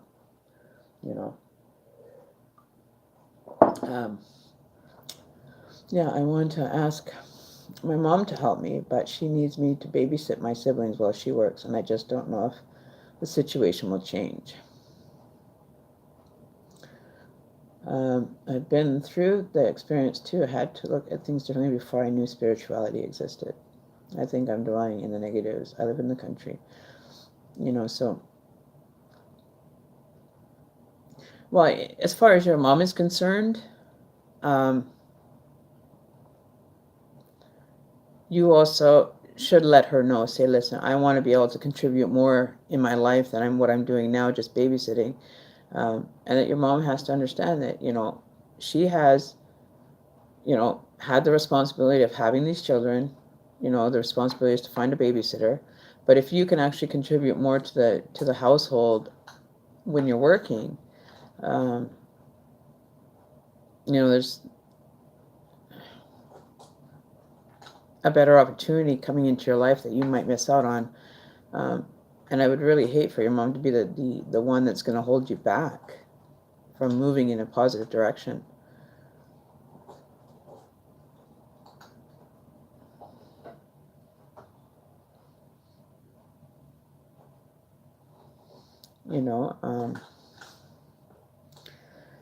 So I would actually just sit down and talk with your mom. Just be open with her. Say, I know that you need me for babysitting.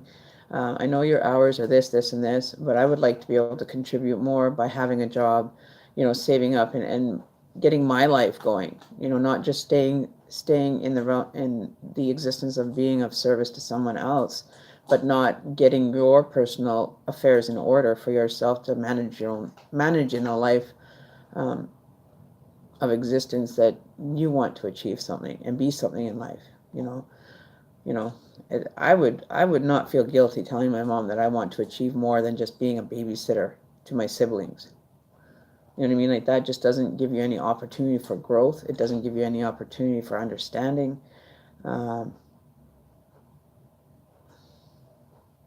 And it's unfortunate that, see, if you guys were like daughters of mine, I would be like, hell yeah, go. Go and create your existence. Go and create the world or the life that you want to have. I'll worry about the rest of it. You go and do what you want, because you need to get, a foothold into your adult existence and be accountable for yourself and be out there, if that's what you want to do. If you want to go up chasing the 9-to-5 job because of a financial gain,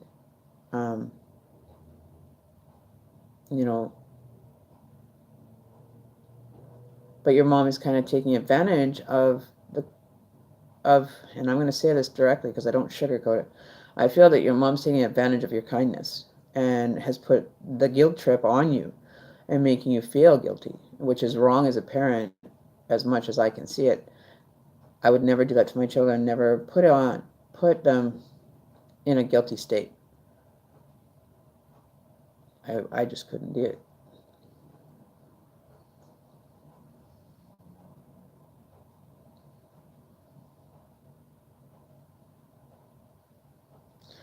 And you know what? You should have your mother's support behind your experience or your life. You know what I mean? Um, is there not?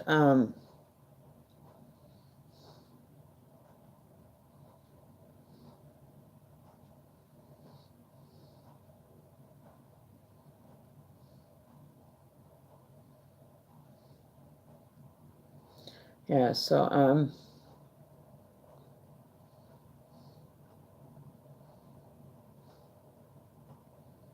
yeah. Exactly what Daisy's saying there about seeing things and taking time to know what you want to do in life.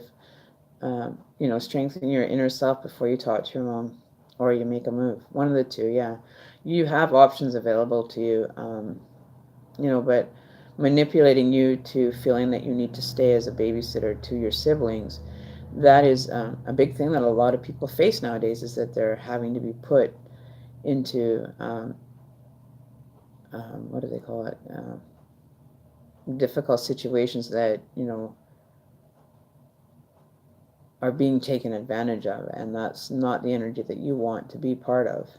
Unfortunately, your mom also has to think she had these children. It's her responsibility to find that person to look after them, not take advantage of the own children, and pay, little amount because it's family. Um, she needs to be accountable for the children she brought into this life. And if one is moving out and isn't a young adult that wants to pursue their life, I would turn around and be like, then go pursue your life. I'll figure out the rest of it. These are my children. I had them. It's my responsibility to look after them, not my daughter's. Okay, that's the way I would look at it. And that's, if you were mine, I'd be like, sure, go get the job. No problem. I'll figure something else out. And that's so that you can go in and create a life and an existence in society for yourself. You need to grow within it, right? Um, and she doesn't pay you. Those are all red flags for me. I wouldn't even bother. I would be like, see ya, gotta go. I want the best for my brother and sister and my siblings, but I'm not going to be here to be used as a convenience for whenever you need it. You need to make your mom have to be accountable for the children that she's had. And you are trying to be accountable just for your life now that you're entering into society and wanting to work and be part of that, energy field, right? You want things for yourself. You want to be able to, have money that you've worked a job for, and can be accountable to have the nice things in life and to be able to move on in your life and become a young adult in society. That's what this is about. And, unfortunately, you can't take the responsibilities of your siblings because it's a convenience to your mom not to have to spend the money. She should never have had the children if she didn't have the funds to look after them or pay somebody, you know, not paying you, but if somebody else was to come in, they would require payment. So why should it be different for you not being paid for a job that you're doing? Because it's a convenience and you're her daughter, so you're obligated? No, you're not obligated to have to do anything for her. Her responsibility is her job and her children. Those are what she needs to be looking after. And she's not taking care of the one aspect by, allowing you to be financially um, compensated for the time that you're being given. You know what I mean? Like even coming to a seclusion of saying even a certain amount an hour. Otherwise, I'm going to find this job that's going to pay so much an hour more than the $0 that you're paying me. Right? That's what I would say. It's not my responsibility, Mom. I didn't have these children. You need to figure it out. I'm a young adult. I want to move on in my life. I want to build my life. Now I'm an adult, young adult wanting to have a stake in my life, be able to experience life, not sitting there and taking the responsibility of looking after children that your mother created while she's, going and enjoying her job to have money in her pocket to buy nice things. You know what I mean? So I'm sorry, I would have a total different view on that. I would definitely be paying my children. I used to even pay my children to go to school and make, great marks in school. They would get opportunities, and learning them the amount of money, that their value of money changed. That, they earned it. They worked for it, they were reimbursed for babysitting. Like my daughter would get paid for watching her little sister, when their dad had to go to work and do his job, his self-employment job, and would leave her at home at the age of 14 with her younger sister, which was at the age 9, right? She got compensated though. She got paid, or it would be on like an IOU for like 2 weeks or whatever, a certain amount of, you know, like $100 every 2 weeks for you to babysit. You know, put that on the table. Say, you know, either you want to give me some kind of support money so I can enjoy the things that I want in my life to happen, right? My phone's going to die here. Hang on a sec, guys. Hopefully I can get this to stay in now. Oh. Okay. Hopefully this will start charging here. Oops. Come on. Shit.